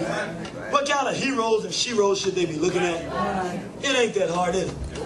All the issues, if we know that we have issues of complexion, you mean to tell me we couldn't have a classroom discussion for the children as an exercise to go through all of the great people in black history, and we couldn't have thought to put a bunch of dark skin, a bunch of brown skin, and a bunch of light skin all together and say all of them have been major contributors to the race, and say, oh, you know what my mother did for me? She was my black health counselor. I was probably about 5 years old. I'll never forget. And I live in Washington, D.C., and I don't know how many of you know, it's a big thing about a red bone, and you black, this, that, and the other. Oh, it's a big thing. A cancerous thing here. And I never forget, I came home, I was in the first grade, I was 5 years old. And I said, Mom, yeah, Black Kelly this, I don't like Black Kelly. My mother looked at me, she stopped the car. We live on Trenton Place, Southeast. That's why I say Southeast. I was over there in Parkland, and this one, it was really Parkland. Yeah. And we came home, I looked at my mother, I said the Black Kelly thing, she stopped the car, I never forget it. She sat there, I guess she was thinking. And you know, my mother was my God. If she said it, I believed it was true. Right. My mother looked at me and said, Ayo. Because I said, you know, he blacker than, she said, why don't you like Black Kelly? Because he blacker than everybody else. So my mom, she said, you can't be blacker than anyone. We all black. But black people come in different shades. We all have shades. You have a shade, other people, but we all part of a race called black people. And all those shades are beautiful. Wow. Now, I want you to understand, I didn't question what she was saying. It's my mother. I thought that I must have had something wrong. Right. Now I had the new thing and I had it right. I never got caught up into that color complexion thing from that point because my mother was my health counselor. Wow. Were you telling me that we couldn't fix this problem? Yeah, give my mother a round of applause. Ain't she good? That's why I'm the irritated city of Southeast. And I know I said it, but I do want to stress this point, brother and sister. Yeah, I know. I'm going to go back one more time. I really want to, I know I said it, but I want to say it again. There's countless brothers and sisters out here, brothers and sisters, dark-skinned brothers and sisters, who are suffering for no other reason that the beauty that they have that original complexion of our ancestors, that they're getting brutalized because of it. If nothing else, black health professionals fix that problem. It's been around since before Garvey. You mean to tell me we're going 100 years and we haven't fixed the color complexion problem? If you're a black health professional, you say, you know what? You're right. We got to come together and fix that. We're one race of people. Right. We're all beautiful. We're strong. We're going to defeat our enemies, and we can't do it looking at the cream of the crop, the essence of black, and hate it. Do that for us. Talk about entertainment. Do it. Picture worth 1,000 words? How many pictures? 1, 2, 3, 4, 5. That's 5,000 words. One, because of how vicious the media is. When I was coming up, it was the Incredible Hulk Bruce Banner, you know, Turner, the Sigmund, the Sea Monster. They might have had some messages in them, but It wasn't this, bro. you know, it wasn't one of the shows in South Park. Right. Brothers and sisters, it's important. I would tell every parent, if you have, especially if you have a child under 12, watch the show at least one time before you let your child watch it. If it's a child, you gotta do it, because they not hitting your child with basic stuff. They are sexualizing one show. They will show, we just saw a homosexual orgies of white males yesterday on TV in the cartoon. Did we not, brothers and sisters? Just that one show has done something to your child, has introduced child pornography to your child and done something damage. So bottom line is, I'm saying, it's so destructive, we got to start monitoring this stuff. And once again, our black health professionals, when they come into the schools, you have a list of programs and shows the children shouldn't be watching. Right. Curb the appetite for head hop, books, magazine, and Judies. Look, I know that's a hard one, because I talk to brothers all the time, and they down with everything. And I say, hey, you know, hip-hop is killing us. Ho, ho, ho, ho. I am hip. I was talking to a brother I play basketball. It's my man. We were talking, we balling. You know, after I try to sneak some stuff in on him. You can't come too hard. I got my camouflage on. They don't know it's the irritated genie. You know what I'm saying? They think it's just brother Ayo, you know, just balling a little something. They call me O. They say, oh, what's up, O? I say, yeah, I got something for you today. You know, hit him with a little something on the side. You got to hit him with a little something on the side. And I be telling, nah, I am hip hop. And I'm like, we don't understand how destructive this stuff that we getting is. So we got to find, but for those of us, like we watched some stuff yesterday, get your terrorism from the entertainment industry, 1 and 2. How many people see the terrorism from the entertainment industry? Will it change your mind about hip hop? That's right. Will it help you understand Christian Black Unified? Does it help black people understand that this hip hop is death? All right, then you got to check it out. We got to get off. If you're reading that street lit and you're doing that, brothers and sisters, all you're doing is cultivating yourself and your mind for self-destruction. We got to get out of this whole thing. I know that's hard, but we can't be the tools of the hats and also fight our enemy. We got to give our enemy his filth back and produce stuff for ourselves. That's why we're talking about black television shows and things of our own. We can produce all these things if we just get the mind to do them. And we have the resources through internet. We have people with the skills to do it. Now, where do we get the collective unity to do it? Address the use of the N-word regularly. We got to pick it up. Yeah, we got our T-shirts now, anti-N-word T-shirts.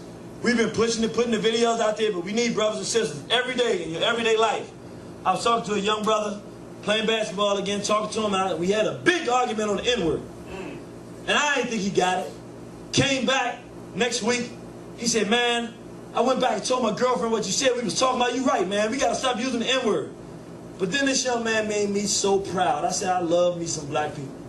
He ain't never heard nothing before. But during the course of the conversation, I said, you know, many of our ancestors were killed because they wouldn't let nobody use that word. And because he trusts me, he just believed me. Just so happened, he's in the military. An Asian came up and used the N-word. And maybe the conversation must impact. He said, I told him, I said, no, you can't use that word.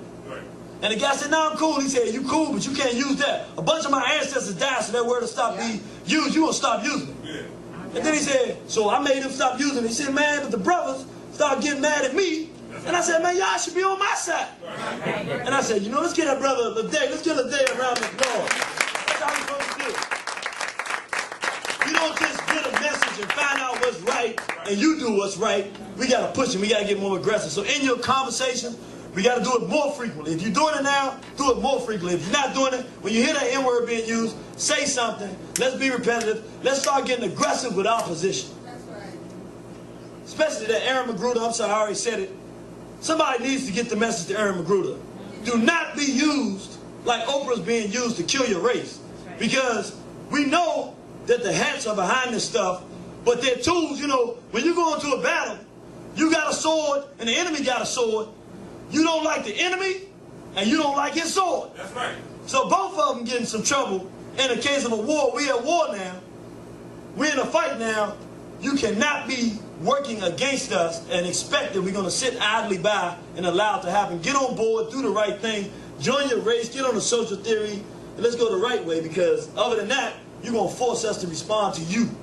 We want to get you out of the way All black people on one side, anybody that's against us on the other side, and then we work towards our best interest. But now, those of you who want to get on the side with the enemy, you get treated like that. So you know what this is. And you ain't got the resources he got either. So just remember, you know, and more of us than it is you. Call and voice your opinion in the entertainment arena. Brothers and sisters, we do it all the time. Nationalists, people with understanding that know right from wrong. You know we listen to the radio. We listen to what's doing on WHUR. We listen to Michael Basin. Oh yeah, I was checking Michael Basin out. Oh, I was checking it. You listening to it, and there's some position that's being taken totally contrary to our well-being. And you listen to everybody else call, and nobody saying the right thing, and you be like, I don't believe it. I don't believe it either. Why we not calling? It ain't that hard. Look, I tell you how. Brother DJ back there, Superman, that's Superman back there. Let's get a DJ a round of applause. That's Superman there. The winner, Kalonji, the winner. Brothers say listen to the radio up in Morgan State, they listen all the time. And they start talking about hat hopping, how wonderful it is. He said one day he picked up the phone, this stuff is killing us. They start going and doing that thing he do, that PKV talk. He said the whole rest of the day people call up, yeah, this stuff is destructive. Yeah, we call it. Look, our people are looking for permission to do what's right, but they don't know that there's anybody else there to do it right, so they feel like they're by themselves. Look, your voice makes a difference. It really does.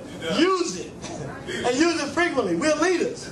Once we get into the know and the knowledge of self and understand that there's issues out here, we got to take that understanding and, as best we can, begin to work in our own best interest. I want to say this one caveat. Be careful with that.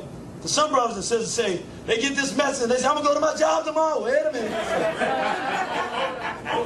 Remember whose plantation it is. I don't want you to be out of a job sitting at home. You can't buy no videos. And you got to be able to get your videos, man. We need some spooks. You get there, learn the system, work it. When you can work on the job. But that ain't necessarily the ideal place to be trying to transform people. But if you can do, sex. I'm going to say some things, brothers and sisters, and look, I'm going to be straight up.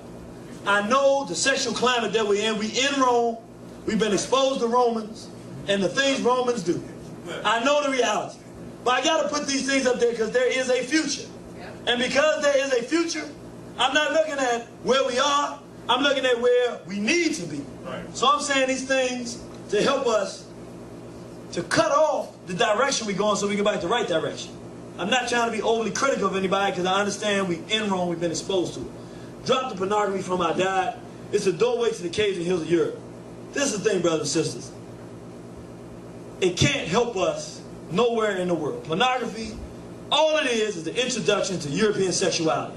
And I'm saying that to say, if you're into it and you're deep into it and you can't get out, at the very least, keep it away from your children. Keep it away from anybody else that can be affected by it, because somewhere down the line, as we make this move in the right direction, just like integration has pulled us off the railroad track before, just like the hat hop and this degeneracy has pulled us off the train tracks during the 90s, and we don't want this sexually crazy climate to pull us off. So we need to start now realizing that it's destructive. And that's, when I say pull the pornography out of the diet, I'm talking about the hip hop. Hip hop is sadomasochism. Hip hop is pornography for children. This flyer, I know you say, why would you put that up there? Look, brothers and sisters, this is the kind of flyers I get every week on my car. People passing it, sticking a flyer on my car, come on out. A race like this is destined for destruction. This is what's being sold. I say, this is what the European is making us. So I say, let's get out of this stuff so that when we look at this, because I know there's a time I looked at this and said, oh, all right, can I be honest? Y'all like go, my mama said, no, you can't be honest. I'm just saying, I ain't gonna lie to you. I'd have looked and said, oh, I'm going. What time? Hey, Joe, I got a fly, Joe. We got to go. Now I look at this and say, man, they trying to kill us. And I'm saying we all got to get to the point. We see this and we ain't like, Joe, I got to go. We like, Joe, this has got to stop. Weed the European sexual practice out of the routine. Take particular care not to pass them on to your children. Brothers and sisters, and I'll say it like this. If it's a man and a woman, we're going to leave it right there. A consenting man and a consenting woman, we leave it right there. I ain't trying to go to, maybe somebody will come along later and start getting specific. I ain't going that far. Somebody got some big shoes to walking out with. I ain't traveling them roads. But I will say this. We can't be going to these, they got these, look, it's happening, so I got to talk about it. Sex parties. We can't be walking in, a brother walking in with his lady and everybody just, we can't be these crackers. We can't do it. Some of this stuff that's going on is just so bugged out. The children on the back of the buses doing all kind of stuff. Children in the auditoriums doing this stuff. Look. A consenting man and consenting woman, that's what sex is. That's the realm for that. But all this other outlandish stuff, we can't be into, we can't even support, because what's happening, we are seeing our children in elementary mimicking this stuff. Because once again, why I say we got to get the pornography, where are they getting the pornography from? The homes. I got to be honest with you, because I know what's happening. I've heard of many instances, brothers sitting there with their children watching pornography. Oh, it's happening. Oh, we don't know right from wrong no more. That's why I put this up here. I said, I got to see it, because they're actually brothers and sisters who don't know. They don't know it's wrong. So now you know it's wrong. It ain't right for us, and we got to get out of this stuff, because it's not going to take us in the right direction. And most importantly, more importantly than all the rest I just said, no matter where you are, where you've been, at this point, don't go no further. That's one. And number two, whatever you do, don't pass it on to our children. That's the most important thing, is that whatever corruption we've faced under the system of racism and white supremacy, that we deal with our own corruption, but that we don't extend that olive branch to our children so that we can see the sexually licentious, crazy, out of control, freakish, decadent climate that's suited only for death for African people that we see now. They're taking it to Africa and everywhere else in the world. We can't pass this stuff on. Sisters, I love you, and I'm saying this with compassion. We saw yesterday how they're showing you. They want you naked before the world because they have plans for you. Please put some clothes on. I love to see you as much as anybody. Right. But it ain't what you think it is. The attention you're getting is a death attention. And I know you don't necessarily all you sisters don't understand, but trust me, you're beautiful with your clothes all the way on and your black self. Just natural, the way you were born is beautiful. That's all the world needs to see. Save the rest of it for yourself and your self-respect, and for that special person in your life. The world don't need to see you like that, because all it does is give them ideas that they already have already. Yeah. We must protect our children from sexual predators, including pedophiles and homosexuals. Brothers and sisters, bottom line. In PKV, we don't wipe. Did we do it yesterday? Did we show that the homosexual and the pedophile are the same person? Yes, was it clear? Yes, then look, if it's clear, keep our children away from homosexuals. Bottom line. No matter how we do it, we keep our children away from the so-called homosexual, because it's dangerous. Religion, I'm not going to get deep into religion, brothers and sisters. What I do want to say is anybody who is looking for spiritual guidance or understanding, I'm telling you, there's many places. There's Dr. George T.M. James, The Stolen Legacy. There's John Jackson. There's Dr. Yosef Ben Yakin, and many works. But if I had to tell you where to go, I'm going to tell you right here. Brother Asher Raquazi, Sister Mary Raquazi. If you're looking for spirituality or religion or all that stuff, I'm going to tell you somewhere I know it's safe. I tell you it's safe because it's the truth. They're not scared. They're honest about our history. They teach us what we need to know about ourselves. And they prepare us for a future where we don't have to be spiritually enslaved to nobody. Not our Arab enslavers, not our European enslavers, not our hat enslavers, none of them. They have laid the groundwork for the next black spiritual religious revolution. And that's where I tell you to go. 214-371-0206. You call the number, you can get the videos. Or better yet, you go on the net, www.kemetnu.com. And all you see is African life and an African past, present, and future. And saying that, brothers and sisters, I'm going to say something that might offend some people, but it's the truth. I'm going to say it anyway. Black Unified says it all the time. We're not mature enough for religion right now. I'm just going to be straight up. Because you have to know yourself. You have to see, our ancestors went for 40 years to become a priest. Meaning, knowledge and learning, it was something that took time. And after you did all that, then you became spiritual. You were raised in the light. We're not learning nothing. We're being miseducated now. We're not ready for that. But you know what? There's some basic principles, very simple principles, that we can follow that everybody is mature enough for. And instead of trying to be religious zealots and thinking that we can rule with the religion, I say that we need to follow some principles. Black self-respect, one. This is our sister, Dr. Frances Cress Wells, and she tells us, black self-respect, I pledge allegiance to my own black self-respect and to the respect of all other black and shades of black people on planet Earth, all of whom are victims of the system of racism and white supremacy. And I pledge to use all my life, energy, intelligence, and creativity in all areas of people activity to eliminate the global system of racism and white supremacy on planet Earth and replace it with justice so there can be peace, so help me God. In other words, the real principle, instead of trying to figure out God and when I die I'm going to go and what, you know what? I got to have self-respect. And self-respect means that as a black person, I love myself, I love my brothers and sisters, I love those like me, and I got a problem that's called racism and white supremacy, and if I have self-respect, then I got to dedicate myself to stomping the system out. We can do that. Black knowledge is self and information. The most honorable Elijah Muhammad told us, how you going to have self-respect if you don't know yourself? I mean, how you going to have self-respect if you don't know the self? That's why our ancestors, see, we know he's telling the truth because he brought something from thousands of years. Master teacher, Brother Asher Kwesi, tells us our ancestors said, know thyself. Because he wants you to know yourself. You can have and develop that self-respect.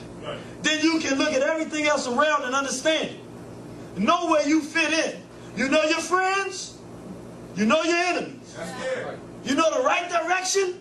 You know the wrong direction. Because you are the compass. And then you can determine that if you don't know yourself, you can't figure none of the rest of it out. Black cooperation and unity. It's very simple. If we come together under a social theory, common goals, common objectives, our professionals, our construction workers, our builders, our thinkers, our fighters, and sometimes you gotta have them, even the killers. If we all said, what is our role? What are our goals and objectives? Heck, you know what? We can make something happen. Those of us who went to the spirituality thing, we can have our health centers helping our people deal with the ills that are hurt. Those of us, we got some brothers out here that crackheads. Well, you know what? Look, over in Darfur, in the Sudan, we got these sand crackers. They think it's cool to rape black women and kill our babies. Look, we're going to get y'all brothers trained up. Make sure you don't transfer nothing over to our people. None of this filth and decadence. Get you right, march. We're going to send you over there a little money. We're going to get you going down through Nigeria, get your little cover. Y'all go down there and look, fix the problem. And look, don't call me till it's fixed. You ain't coming back till it's over. You know what I'm saying? I mean, everybody got a place. So he ain't no longer in our community wreaking havoc. He doing something that he like to do anyway. Saving a race, becoming somebody that's worthwhile for our people. I think you hear me. In race war, brothers and sisters, don't get scared. Don't get scared. Listen, when I was in 5th grade, 6th grade, Miss Walls, one of the best teachers I ever had. You know what she told me? And I was so mad. Miss Walls made us for Black History Month do 100 reports on Black history. I never forget, she got so mad at me. I think it was possible 28 days to do 100. You don't understand, man. I told Miss Walls, and she got so mad at me. I said, it ain't 100 black people that ever did anything. I was in 5th grade, boy, she lit me up on that one. But we did it and we felt good after we had finished it. But you know what she used to always say? You're going to have to be 2 to 3 times better than them to do anything. That's right. You know what she just told me? I was in a race war. She ain't say you in a race war. Who was they? I had to be 2 to 3 times better than who? Than whites. So as I grew up, I always knew, I didn't know necessarily who the I think I could have figured it out. Bottom line is I knew I had to do well. But when I got as an adult and I went on these jobs because I could read better than them, I could analyze better than them. Well, most of them, some of them smart crackers. Don't let me tell no lies. Like ain't no smart crackers. Some of the crackers pretty good at what they do. That's why the system works.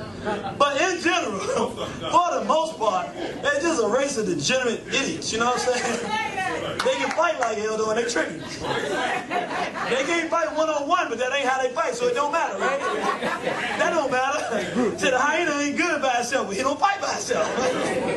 But in his realm, he do pretty good with that. But what I'm saying is, we can find creative ways to let our people know. Just like Nat Turner and Dr. Khalid Muhammad, we can educate our people so that instead of walking into situations and getting banged over the head, not knowing that they're at war, we can be prepared for the fact that in this world, it's ugly towards black people. And we're going to have resilience and strength and energy to fight because we have an enemy. Now, we don't know, when we mature, some of us like the term race war. Many of us don't, but then we don't use that. But the bottom line is, if you got eyes, if you saw what you saw yesterday, we saw the fact, whether we like it or not, even if we sit at home and do nothing, there is a war being waged. And we're the recipients of death and destruction 24 hours a day, 7 days a week, all throughout this planet. It's time for us to be at least mature enough to say, hey, there's a war being waged here. And at least we can stand up and do something for ourselves in our own best interest. Self-respect, knowledge of self, we can come together in unity, and we can try to fight on our own best behalf. So we're going to take a break here so we can stop the tape. We're going to come back very short, and we're going to get on out of here. Y'all all right?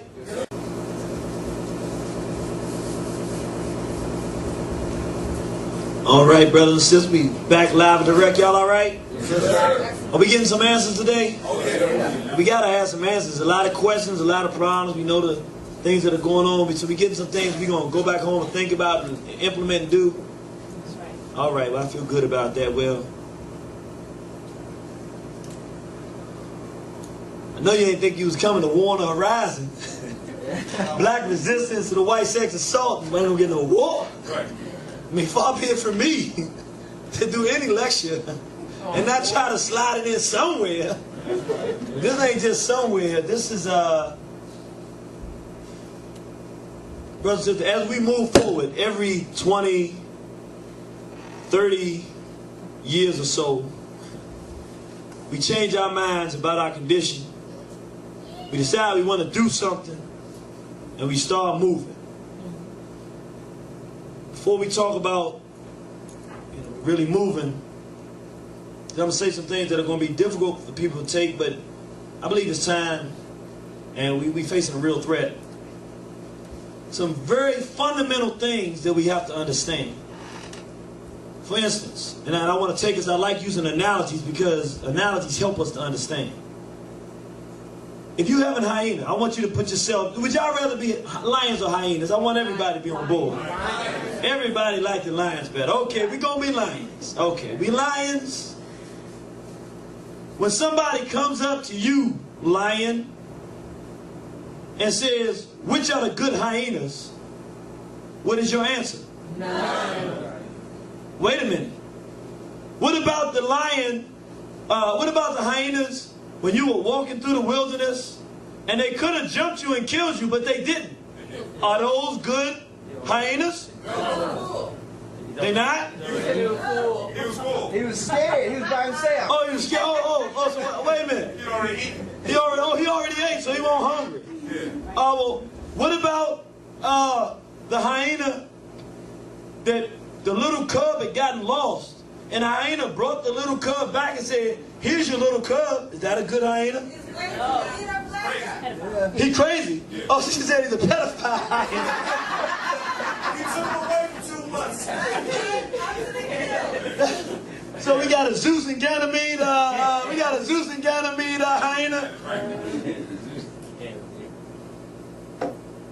I don't want to be, you understand where we're going with this. This is one thing that happens with African people. And particularly, I'm not picking on anybody, but as African people in America, we've been face to face with this European for quite some time. We know ain't no good crackers. Even some of us get it. But our brothers and sisters on the continent still do not get it. That's right. As a matter of fact, it's something that goes deep into the history of our people. And I want to make a comparison so that we can kind of get an idea. For Europeans, they come out of a history and a culture. They have no concept of a God that is bigger than them. Even when they steal it from us and use it and adopt it, they don't get it. They've never had an idea of something called honesty or morality or ethics. That is a concept that is foreign to them. They can duplicate it in words, but throughout their history, it is not part of them. Consequently, when we see them operating on planet Earth, we see them operating without those things. Meaning, it's not a matter if there's a good European or not. Right. By the very nature and the core of them, it is not something that is part of them. Right. They cannot be good because they're an enemy, one piece. Right. But in the same way that they cannot, it's not even understand. They can understand the concept. They can't live by it because it's not in them. Right. The idea for African people that there is something so foreign, vicious, heinous, that they could be an implacable foe to African people, that there's something, a permanent foe, an enemy to the planet that is totally destructive, of which there is no good in any of it, is totally foreign to us. As African people, we have never actually experienced it, except as we have experienced Europeans. Even the virus, because some people say the European is a humanoid virus, like a white cancer cell. Anywhere they go, they just invade the body that's already there, like a virus, and just destroy it and turn it topsy-turvy. And the only thing you can do when you get a virus, is get an antibody and come and boom, knock it out. But if you don't knock it out, the virus spreads and kills the body. But I say there's only one thing though. Sometimes you have overpopulation issues and different issues, and a virus will actually come in, destroy a certain portion of the population. The virus will stop, and it actually would have served a purpose. Well, brothers and sisters, the European don't even fit the virus. There ain't no purpose in what the European does. And trying to figure it out makes us, and trying to find a good one has been a critical error. When you understand that you're dealing with something holistically that has no good, your desire is not to understand it for the purposes of trying to help it. It has nothing to be helped. It is what it is. Your object is to defend yourself against it. The scary part, we're not going to get into that today, it's too much, but the scary part is, well, what do you do with something of which there is no good, that is only destructive, violent, sexually backwards, and anti-God and anti-life? What do you do with it? That's where our issue has come, because it's a very difficult thing to deal with. We're not going to deal with that part today, but we will deal with this. As African people, we have to get mature now. And if there's anything we can give to our brothers and sisters in Africa, and if there's anything that we can give to our brothers and sisters in America and everywhere else in the world, it's to understand that you can use a cracker for a good deed or get something out of them. But the best cracker is a no-good cracker. Because in the very essence, and I'm talking about to the individual one, 1, 2, 3, big cracker, little cracker, even a little baby little cracker, all of them, equally equal, all of them equally devoid of anything good. They cannot change. There's no repenting. There's no coming back. There's no adjusting. They're dead. There's some kind of space kind of out there thing that has no relevant reason for being on this planet, but they are here. If we understand that, then we go in understanding as lions. How many good hyenas are there? None. Who's going to help the lions? Lions. Who are the lions' enemies? Hyenas. If the hyenas offer something that will help the lions, and the lions are sure that it will help them, do they take it? Yes. Of course. Very carefully. Sisters was like, yeah. If they're sure, it's hard to be sure. Does that save even one hyena? No. Don't save even one of them. Because why? All of them are enemies. There's never a such thing as a good enemy. And if we can get, that's why the Honorable Elijah Muhammad, see him right here, he gave us the key to the riddle. He said the white man, the white race is the devil. In other words, he understood that psychologically, our mind, we were on this Christianity, that God was permanently good, and down here, even though the earth turns, so up here, tomorrow's down there. I mean, I don't know what's going on. But anyway, up here is God, down here is the devil. With the one down there is permanently evil, we understood that.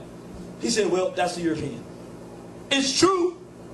Historically, that's where our whole concept of our ancestors who developed the idea of devil, this permanently evil thing, they were talking about Europeans. They've changed it since. But the idea is that once you realize you're dealing with something that's permanently like that, do you integrate with them? No. Do you expect them to help you? No. When they brutalize and abuse you, you understand why, right?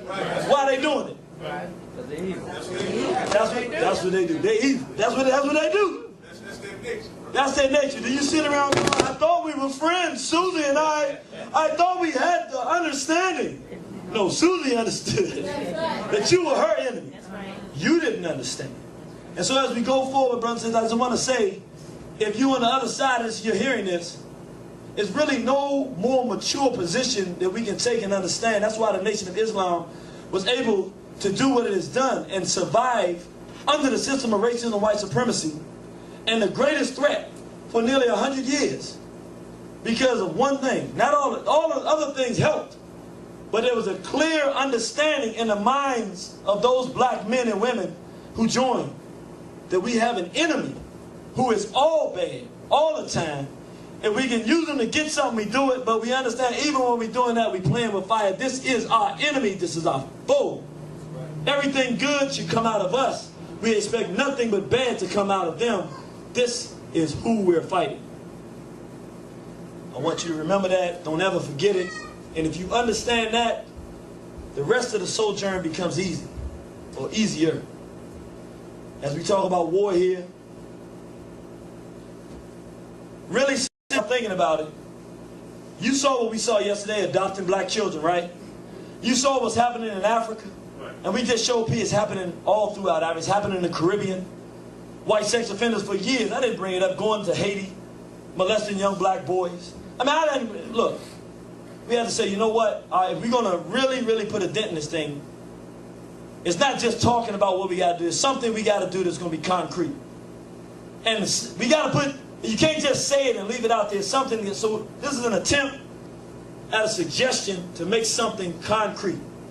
In order to for concrete change, one thing you got to have is a time limit.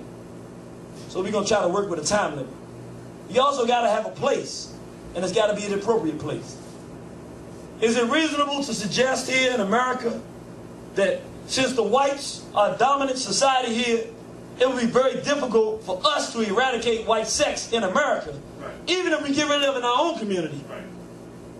We gonna change? Are we going to be able to change whites? No. Why not?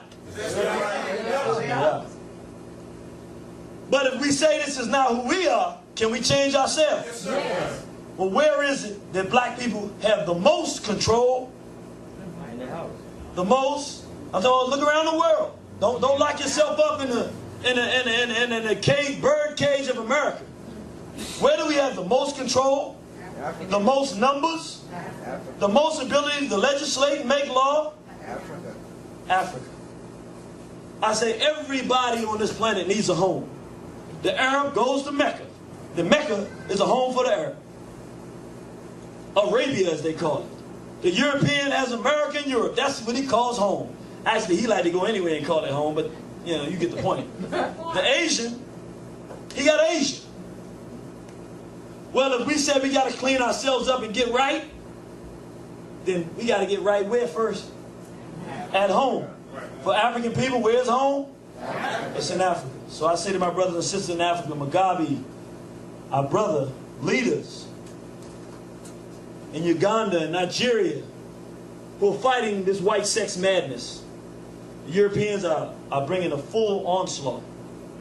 Somebody got to step up for the race. We've already said the things that we're going to do practically as a race of people. We're going to all, wherever you're in Brazil, we done talked about all the different areas of people activity.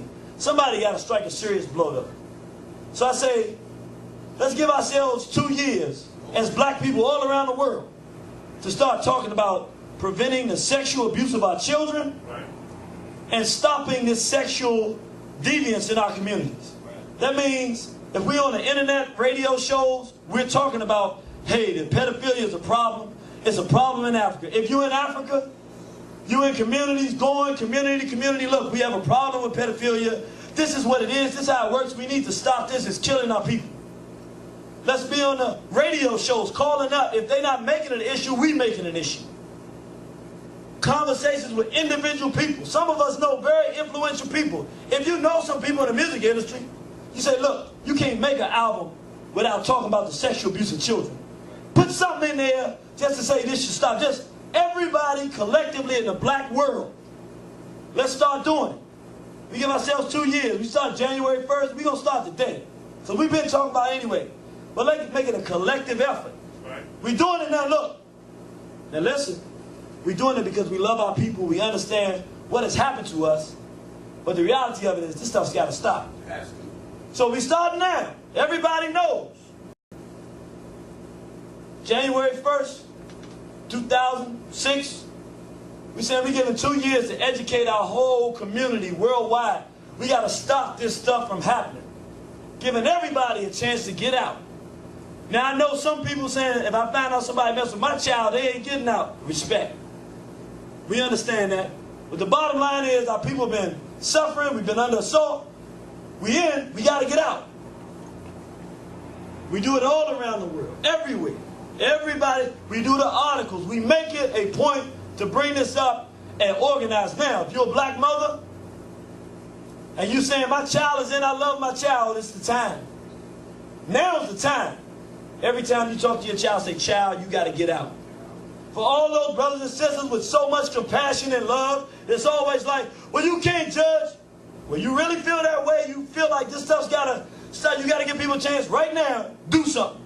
Don't talk about it. Be about it. Right. We need health centers that our people that are involved in this madness can go to and get them out. Save them now. Get them out. Spend time. With all that you know is get them out, baby. Look, you got to stop this stuff. It's wrong. And it's a problem.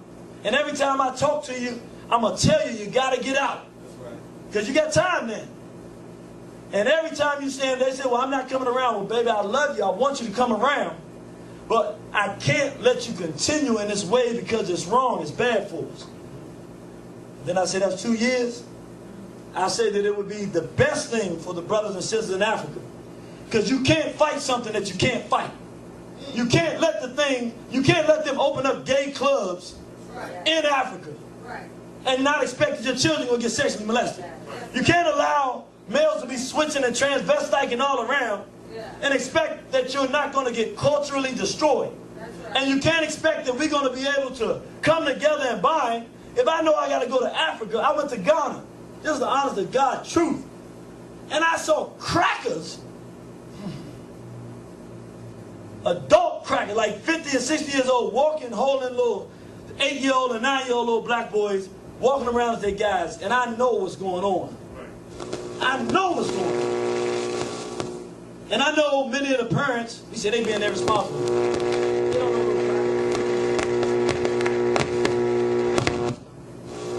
they got Europeans over there with our children. We know what they're doing with our children. Brothers and sisters don't know what's going on, turning them over. And all it's doing is creating the same cycle of madness that we got here. I say 2 years as a race of people to go out.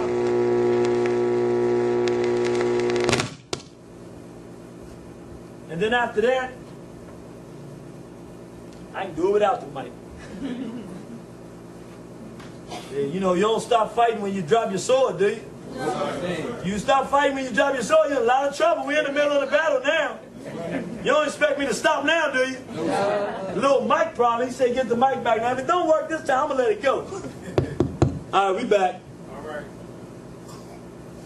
Say, then our brothers and sisters, would that be 2008, January 2008, say, look, you got 6 months.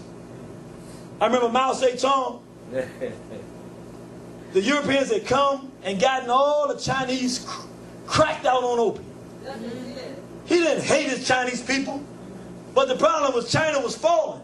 And it was going to become the stomping dog to the European world. He said, look, we're going to give you a certain amount of time to stop doing the opium because we know what's happening. But look, y'all steal, you rob, you cheat, you murder, because because this opium messes you up and you're killing the society. You got a certain amount of time. A lot of them got out. A lot of them didn't get out. You had your time, you got 6 months. And then if you're walking around, brothers, if you're walking around with your wrist bent, sisters, if you're walking around, you living with that female, if you're walking around, you abusing our children, you can't do it at home. That's it. That's it. Look, we'll fix it. Look, we don't got prisons and we don't got all that stuff. We like to make all these fancy stuff. Look, is it ever going to stop? Is it really ever going to stop? Well, you know what? In America, we don't really have the authority to do things that really would need to be done on that level. But you know what? At home, we got to get serious. If Africa's going to have a future, we cannot allow white sex, sexual abuse, the destruction of the relationship between the black man and the black woman, and European deviants to take it over. Right. It's threatening to do it now. We got to be serious. I know it's hard, but you know what's harder? Death, man. Yeah. I ain't told you to tell you the truth, and I'm not trying to say this to sound big or nothing like that, but you know, I was doing this book. I ain't never once think what would happen if I did this, because I don't care about my personal self. The only thing that scares the hell out of me is imagining a world without black people. That's right. More importantly, imagining a world with black zombies with no black people. A bunch of broken, destroyed souls that I can't identify from crackers and black skin. It's like something out of a creep show or something. I don't want this for my race no more. And I know that if I die, I don't want my ancestors to say, look, we sent you down there. It was in your heart from the time you were a child. You were a baby. We put it in there because we wanted you to tell people it was time to act. And you came up here, you left, and you didn't do it. You had the chance, the opportunity. It was your job, and you didn't do it. I don't want that on my plate. People, when I go to heaven, I ain't worried about it. All I want to know is that maybe, man, maybe Nat Turner will walk to the door and say, hey, son, you done it. Even if he say you did a little too much, I can take that. But don't tell me I ain't do what I was supposed to have done. So I want to tell you, brothers and sisters, it's a time of war. It's a time to make serious decisions. And I know that's a serious decision to say that we're going to wipe out this abuse. But you want me to tell you the alternative? If you cannot go to the original place of civilization on this planet, into Africa, and see black men and black women building families in civilization, if you can go to Africa and buy children for sexual exploitation, which you can do right now, if black males are laying with each other and starting clubs and bringing white freaks in and messing around, if that is what Africa is going to be, neither do I want to be an African, neither do I want to be alive, and neither is that any type of future.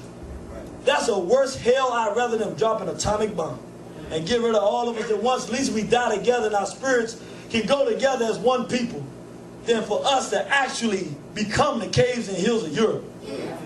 So I say we gotta do something. We didn't ask for this. We didn't ask to be born in this time. We didn't ask for these circumstances. We certainly sat by long enough and let everybody else aggress on us. Right. Now the world can get an opportunity. And I really ask my brothers and sisters in Africa, really consider this. The world can get the chance to see an angry black man again. That's right. I remember, you know, there's a time we were watching TV and they said, a young black male did this, that, and the other. And I said, I hate these images they show of black men. But when I compare them images to this freak, sexually backwards brothers in dresses and earrings, I said, you know, I almost wish I could have that strong black man back. Right. And you know what? Right now is the time for the world to see a different black person. Most important, for us to see a different black people. And so I say, I know that's very serious and very heavy, but brothers and sisters, we got to make some decisions. Are we going to be destroyed or are we not? Are we going to be overcome by white sex or are we not? Are we going to fight for our own survival and make decisions that's going to give us a future? Or are we going to let the Europeans have their way? And I say the answer is easy. We ain't got a whole lot of choices. let's do something in our own best interest. Black people, if you hear me and you in, get out now. Get out now. Get on the right side. Get on that side of Africa so you can walk with Queen Nzinga again. So that you can walk with John Jack's Dessalines. So you can walk with Amos or Menkibarata, Hootie Mays or Queen T and be a black man, a black woman, a black child again. Don't let them pull you in because look, we in fighting mode now. We trying to change things and make them better. And we don't want you to be in the way because that's a bad place to be. Our God commands growth and prosperity to African people. Peace to all God's fans and death to all enemies. Thank you for listening. Yeah, when I was 10, I added knowledge in my cipher. And when I was 20, I had the wisdom to apply it. And now that I'm 30, I'm understanding now with science. And when I reach 40, I bring the culture, bring the fire. That's what I'ma do. Oh yeah, I'm talking to you. So keep listening, cause I don't wanna argue with you. I hear you whispering, so I'ma set my target on you. I attack with such ferocity, I'm just fulfilling prophecy. As I stand strong, I heard the elephants won't topple me. Drop a mountain on top of me, but just don't ever stop the beat. I'm in red form, you ain't prepared for something unlike a card game when I declare war. If you ain't that known, what the is you here for? Nah, I'm drinking water, y'all, this ain't no smearing off. Most of y'all rappers is mad whack, but feminine fag raps. Suggest you slip my disc like a bad back. Load the lead up and blast, keep my bread in the stash. I give you more like a fez in the sash. Listen, I'm standing on my square, 4 angles is 360. I'm trying to get free, you trying to get tipsy. You better sober up, the law gon' leave you broken up. Lie and say you stole a truck and crack you in your coconut. I'm just speaking my mind, and my speech is designed to kill lies and to free up your mind. So I talk about freedom sometimes. Get as deep as the tide, and in the ocean what I speak is divine. Keep my faith in the law, got no faith in the law. Black man, we gotta organize to take him to war. Yeah, I'm young, black, and I'm fresh, and I think I'm the best. And everything that he's speaking through the speaker is death. So I'm here to make a change. I'm here to explain how they miseducation wreak havoc on the brain. You worried about haters, better worry about traitors. I chop their bodies up and feed the pieces to the gators. I got mad flavor like a bouillon cube. I'm the savior, these rappers dressing like Moulin Rouge. They behavior and they perception is too darn skewed. I don't know if I can save them, I definitely won't play them in my system. Cause I'm too much man to listen to rappers who think it's cool for 2 men to be kissing. It used to be different, they threw us in the hood and threw our manhood in prisons. Gave our manhood a sentence, now our manhood is missing. Manhood is strength and manhood is vision, now our manhood is pimping. Bring your manhood back with black power manhood rap. Protect the hood, where your manhood at?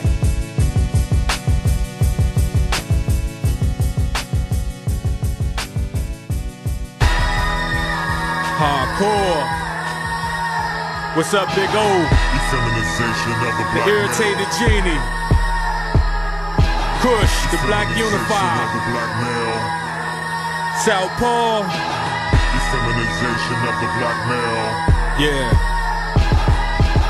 They say Zeus descended as an eagle and kidnapped this young boy named Ganymede. He forced this young boy to be his lover. How sick is that? The Greek god known as Zeus was a twisted cat. They say he had many faces and wore many hats. Homosexuality accepted by blacks, but when I backtrack, I see no history as European trickery. We weren't involved in such white sex acts. You disagree, the burden's on you to prove it existed. In Africa, amongst the original Egyptians, show me bestiality in Kemet. Show me pyramids where homosexuality was represented. The image imprinted. You can't cause it ain't kosher. Am I wrong for fighting this 10,000-pound gorilla in the song? Bring it on.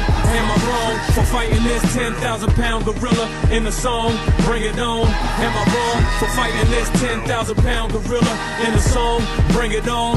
Am I wrong for fighting this 10,000-pound gorilla in the song? Bring it on. Effeminization of the black male. Take your earrings out.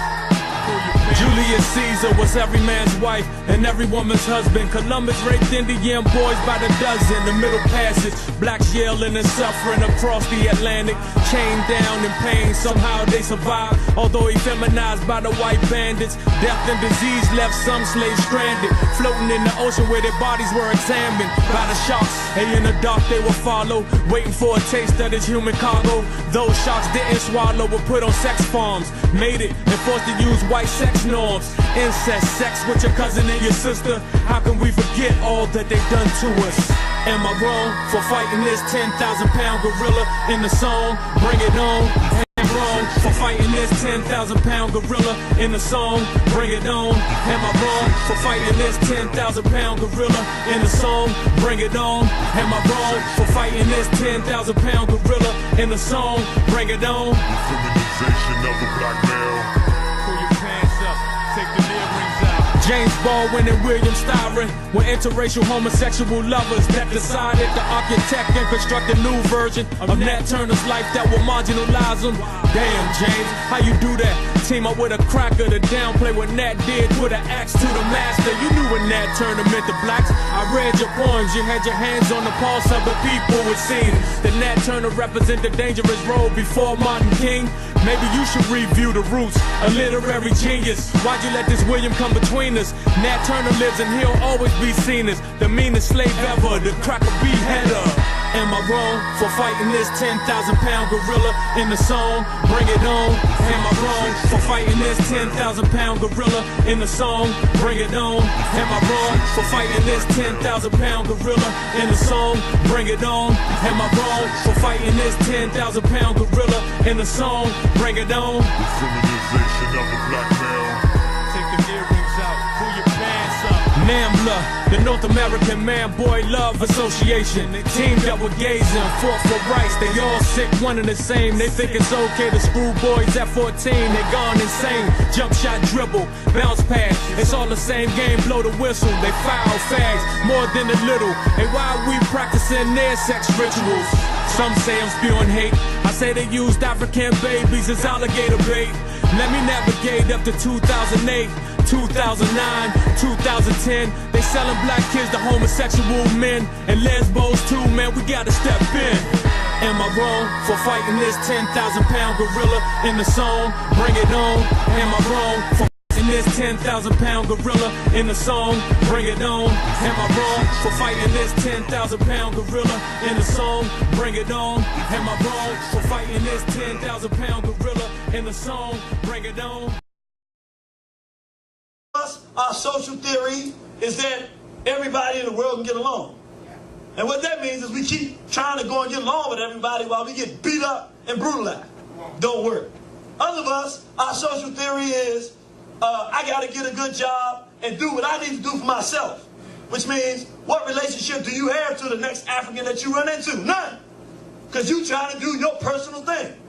People don't operate like that. We talked about small hats yesterday. Their social theory for the small hat is that we are God's chosen people. We have a right to dominate, humiliate, and exploit everybody on this planet, and that's what we're going to do. That's their social theory, and no matter where you find them across the planet Earth, that's what they're doing. It don't matter who they're dealing with. Now, I'm not saying that should be our social theory, but I'm showing here social theory is something that links. It makes it easy for us to understand. Here we have Sister Winnie Mandela fighting a real physical war in South Africa. I believe she was destined to be the one who overthrew that system. But through not having a social theory construct for all African people, and people pulling out on all different directions, from Christianity to integration, and pulling that revolution that was supposed to happen, forget it, get rid of apartheid, get rid of the apartheider, and take Africa back for yourself. It didn't happen. And I'm saying, what ties that sister who's a strong warrior for a race to a sister like this, Dr. Frances Cress Welsing here, who's using her, dedicated her entire life to teaching black people that racism is not how you feel about somebody or something like that, but brothers and sisters, there's an organized system in place that whites have put in place that they work against the best interests of black people. She does it every day, 24 hours a day, 7 days a week, committed her entire life to that. We got to understand there's something that binds us together. What brings our brother here, leader of a nation, Robert Mugabe, and we talking about stomping out white sex offense, especially on the continent, we got to go right here. One-stop shop. A black man, he told, I love to hear this kind of talk, he told, this is the Prime Minister of Britain, one of the great cracker empires. You don't talk to no cracker like that. He said, y'all a bunch of filthy homosexuals. He said, you got a gay mafia. He called the British, he called the England. He said it's a gay mafia of the gay land of your gay rights. And he said the homosexuals are worse than dogs and pigs, because at least the dogs and pigs know the difference between male and female. I mean, that's a man. So you're not going to bring it here. Take your filthy practices back to yourself. And then we see here the master teacher, Brother Oscar Quaid. Let's give him a hand, brothers and sisters. This is our soldier.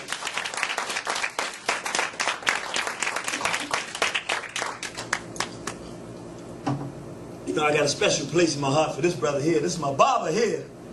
My father here, my spiritual father. This black man left his good government job, left his good job years ago.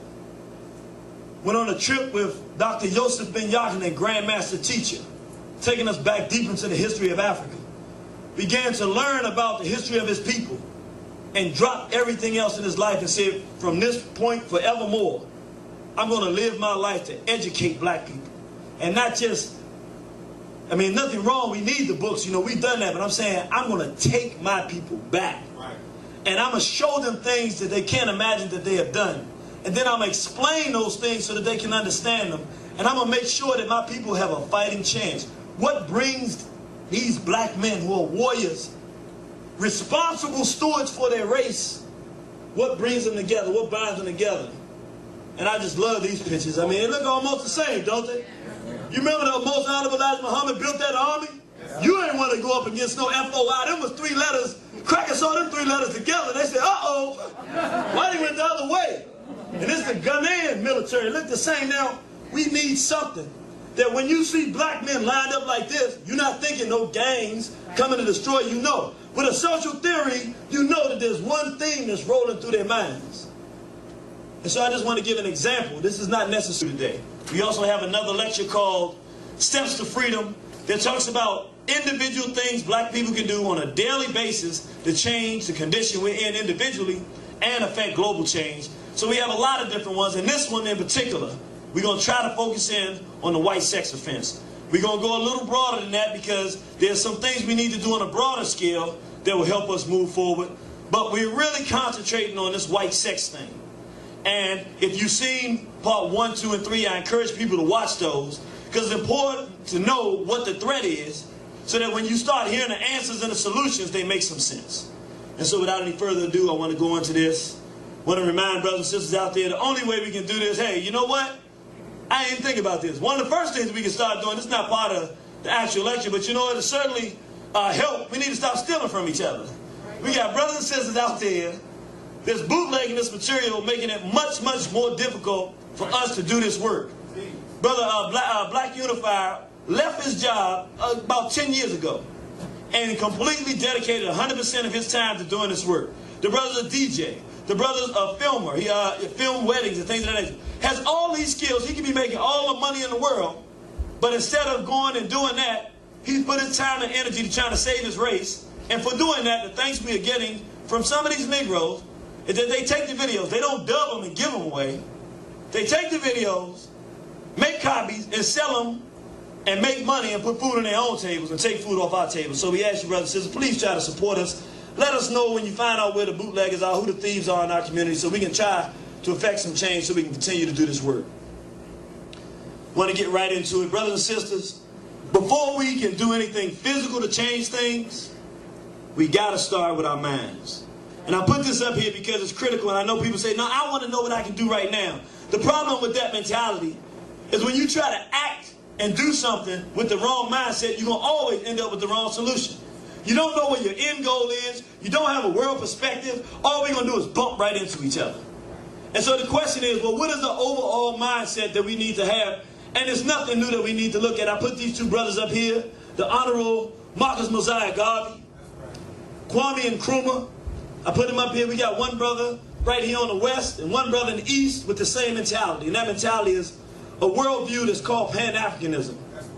And what that means is, in short, that as black people, no matter where we are in the world, if you're in Brazil, if you're in Venezuela, if you're in Paraguay, if you're in Iraq, if you're in England, if you're in America, if you're in Detroit, you're in New York, or you're in Louisiana, you are an African. You are a black person. And we have things that are in common. and we want to work with one another to affect change for all of us. Anything that happens to any of us affects all of us as a race of people. Now, just for clarification purposes, that does not mean all people. It means black people. Right. Pan-Africanism is not pan-everybodyism. Right. See, the pit bulls don't get together and say, it's dogism. No, it don't work that way. They work with pit bulls. Now, when the other chihuahuas come around, there might be a problem. But definitely when the cats come, it's a problem. With black people, we want to be able to love Asians, but ain't no Asians sitting around talking about what they're going to do for black people. Right. But we want to talk about what we can do. We want to love Hispanics, and I'm not saying that we have any reason to have a beef with them, but surely the Hispanic community has their issues of their own that they're going to focus on. They're not focusing on our issues. And we want to, most importantly, we want to love our very enemy that put us in this condition. Well, we've seen what that's gotten us, and it doesn't work. Pan-Africanism means black people are responsible for affecting change in our own race, and we should expect, based on history, nobody's going to help us do it but one another. That's right, bro. In saying that, this is one of the key things. We starting off with our thinking because it's critical. If our minds are not right, no matter which road we take, they say, if you don't know where you're going, any road will get you there. But we want to get to the right road and build something for ourselves as a race of people. And there's something very critical. Do y'all remember the black social theory?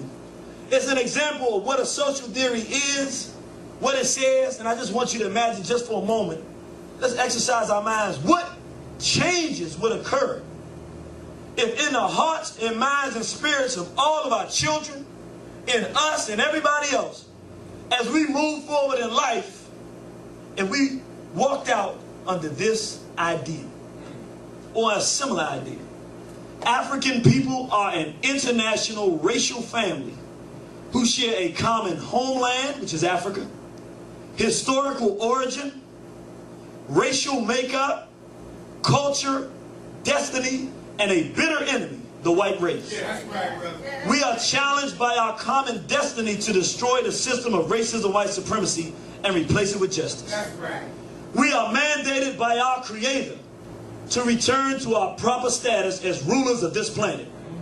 It is within the full rights and responsibility of every member of the black family to see to it that this ultimate goal is achieved, so that we may once again restore peace and prosperity to planet Earth under the divine and just leadership of God's first people, the black man, woman, and child of Africa. Yeah.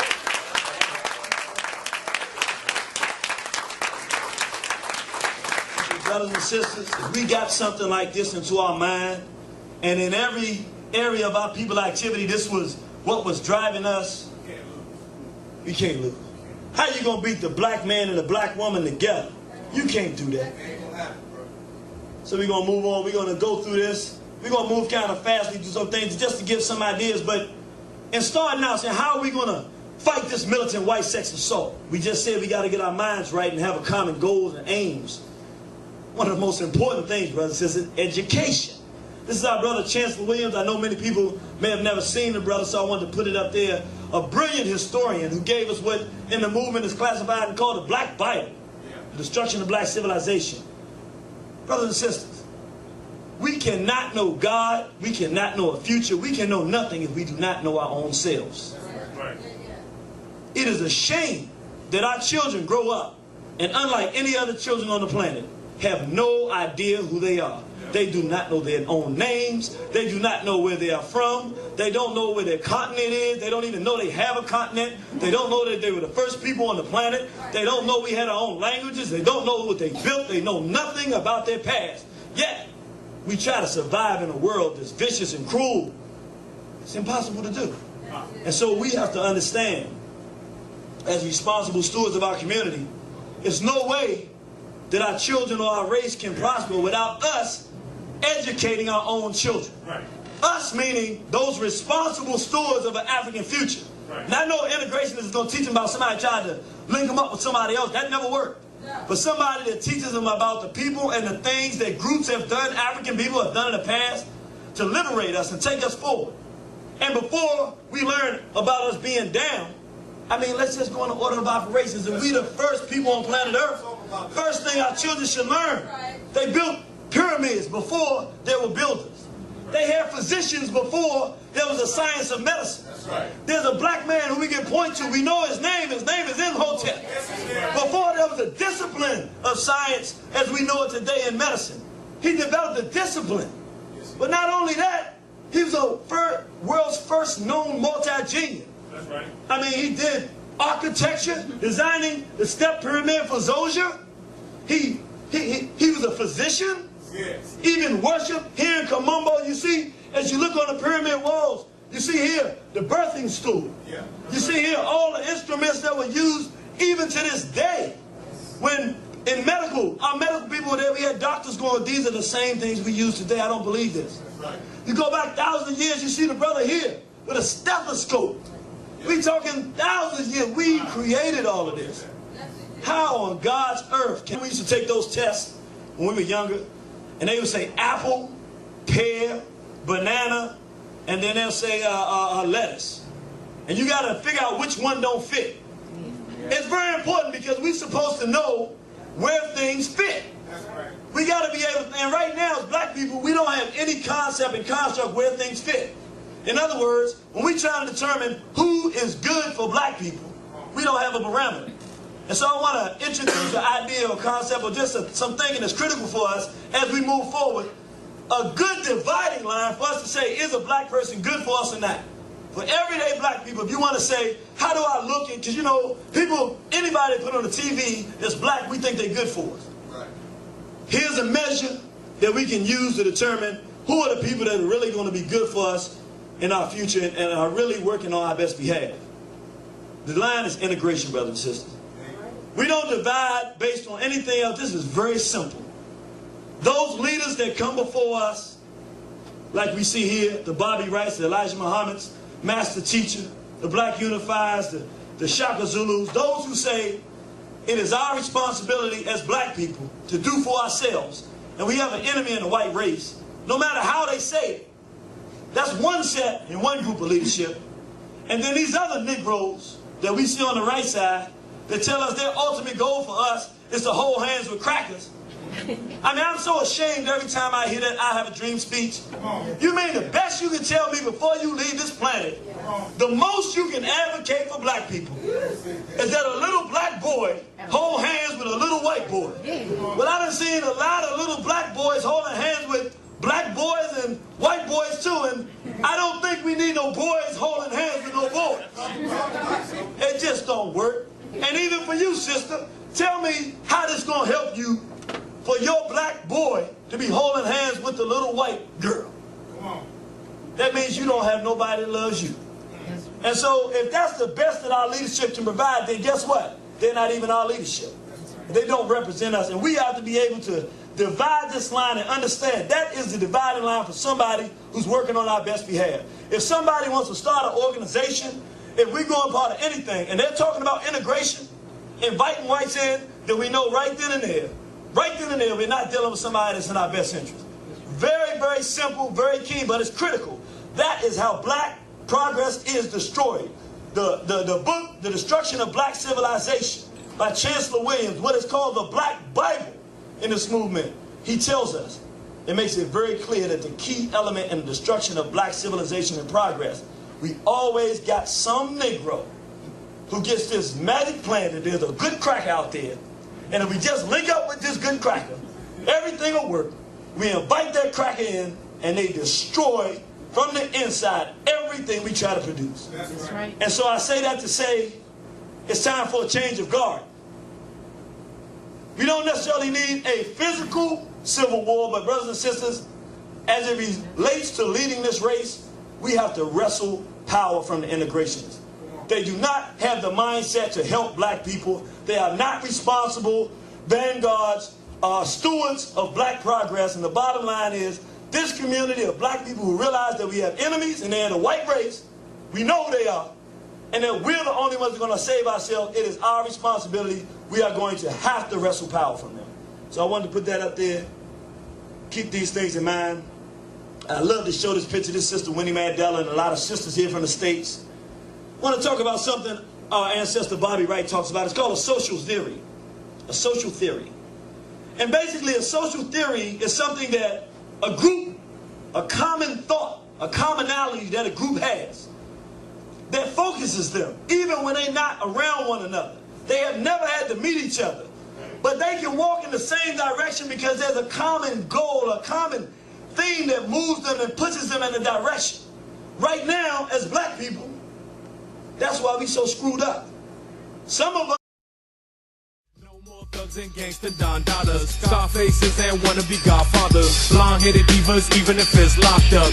Goddamn, it's culture bandit, Southpaw.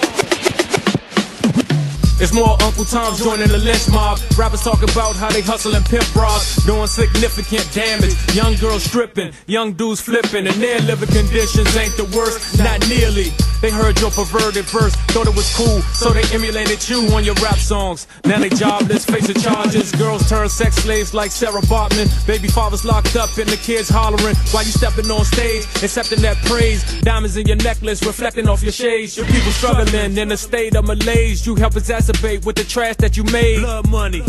The trash that you made cash, but it sent blacks to the grave. Now you could kill a revolutionary, but you can't kill a revolution. Let me keep it moving. Look at Lil' Kim and this dude Michael Jackson. Faces look like monsters, Frankenstein's freaks.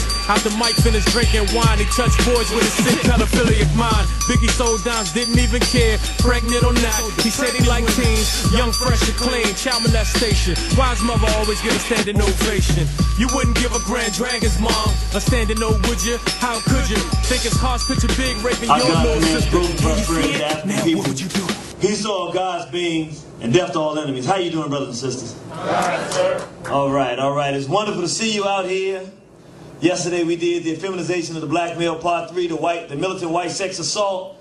I guess we scared some people. I guess we got about half the crowd we had yesterday. I guess some people said, I'm scared, I don't know what, nothing can be done about this. But we got some brave African souls that trekked back in here today, say maybe we can do something. So we real glad to have you back out here. We want to ask you, give yourselves a round of applause for coming back. This is actually, what you're looking at here is the actual cover of the book. And I just want to say a few things about the book before we get into this lecture, because it's very important for us to know not just what the problems are, but some of the solutions. This book primarily is a war horn. It counts and gives us the information to understand where the threat is coming from, what's going on, and it gives general concept the fact that we are in a war. It's some rough chapters for you. I know particularly for brothers and sisters who are Christians. I don't know, if you might have to skip that chapter, you might not. You might be able to make it through. It's a rocky road, but what's in there is truth. And the reason, usually when you're putting out a message, you got to put out about 60% because you don't want to overload people. But Bobby Wright, brilliant psychologist, he told us that there's a time when the threat is so great, it's so great that you got to give people more, because the threat is greater of the end result if you don't tell people what's going to happen and where you're going than if you do. So that's the spirit the book is written in. We talk straight, and it's the truth. And we try to go a little bit further than we would normally go, because we know it's a crisis time and a crisis situation. But when there are crisis situations and crisis problems, there's also these things that we call solutions.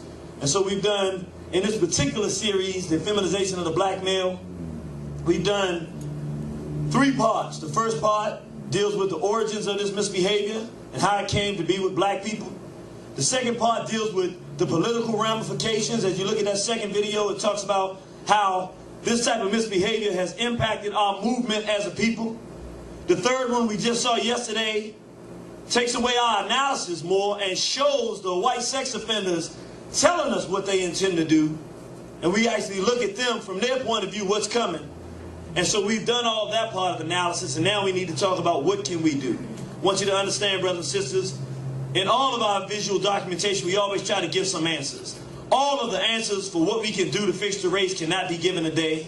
There are going to be plenty of things that are going to be left out. But the idea is this: we got to start somewhere and get a fundamental understanding of where do we start to begin as a black people. We see we under white sex assault. Where do we begin and going the opposite direction? And so that's what we want to do.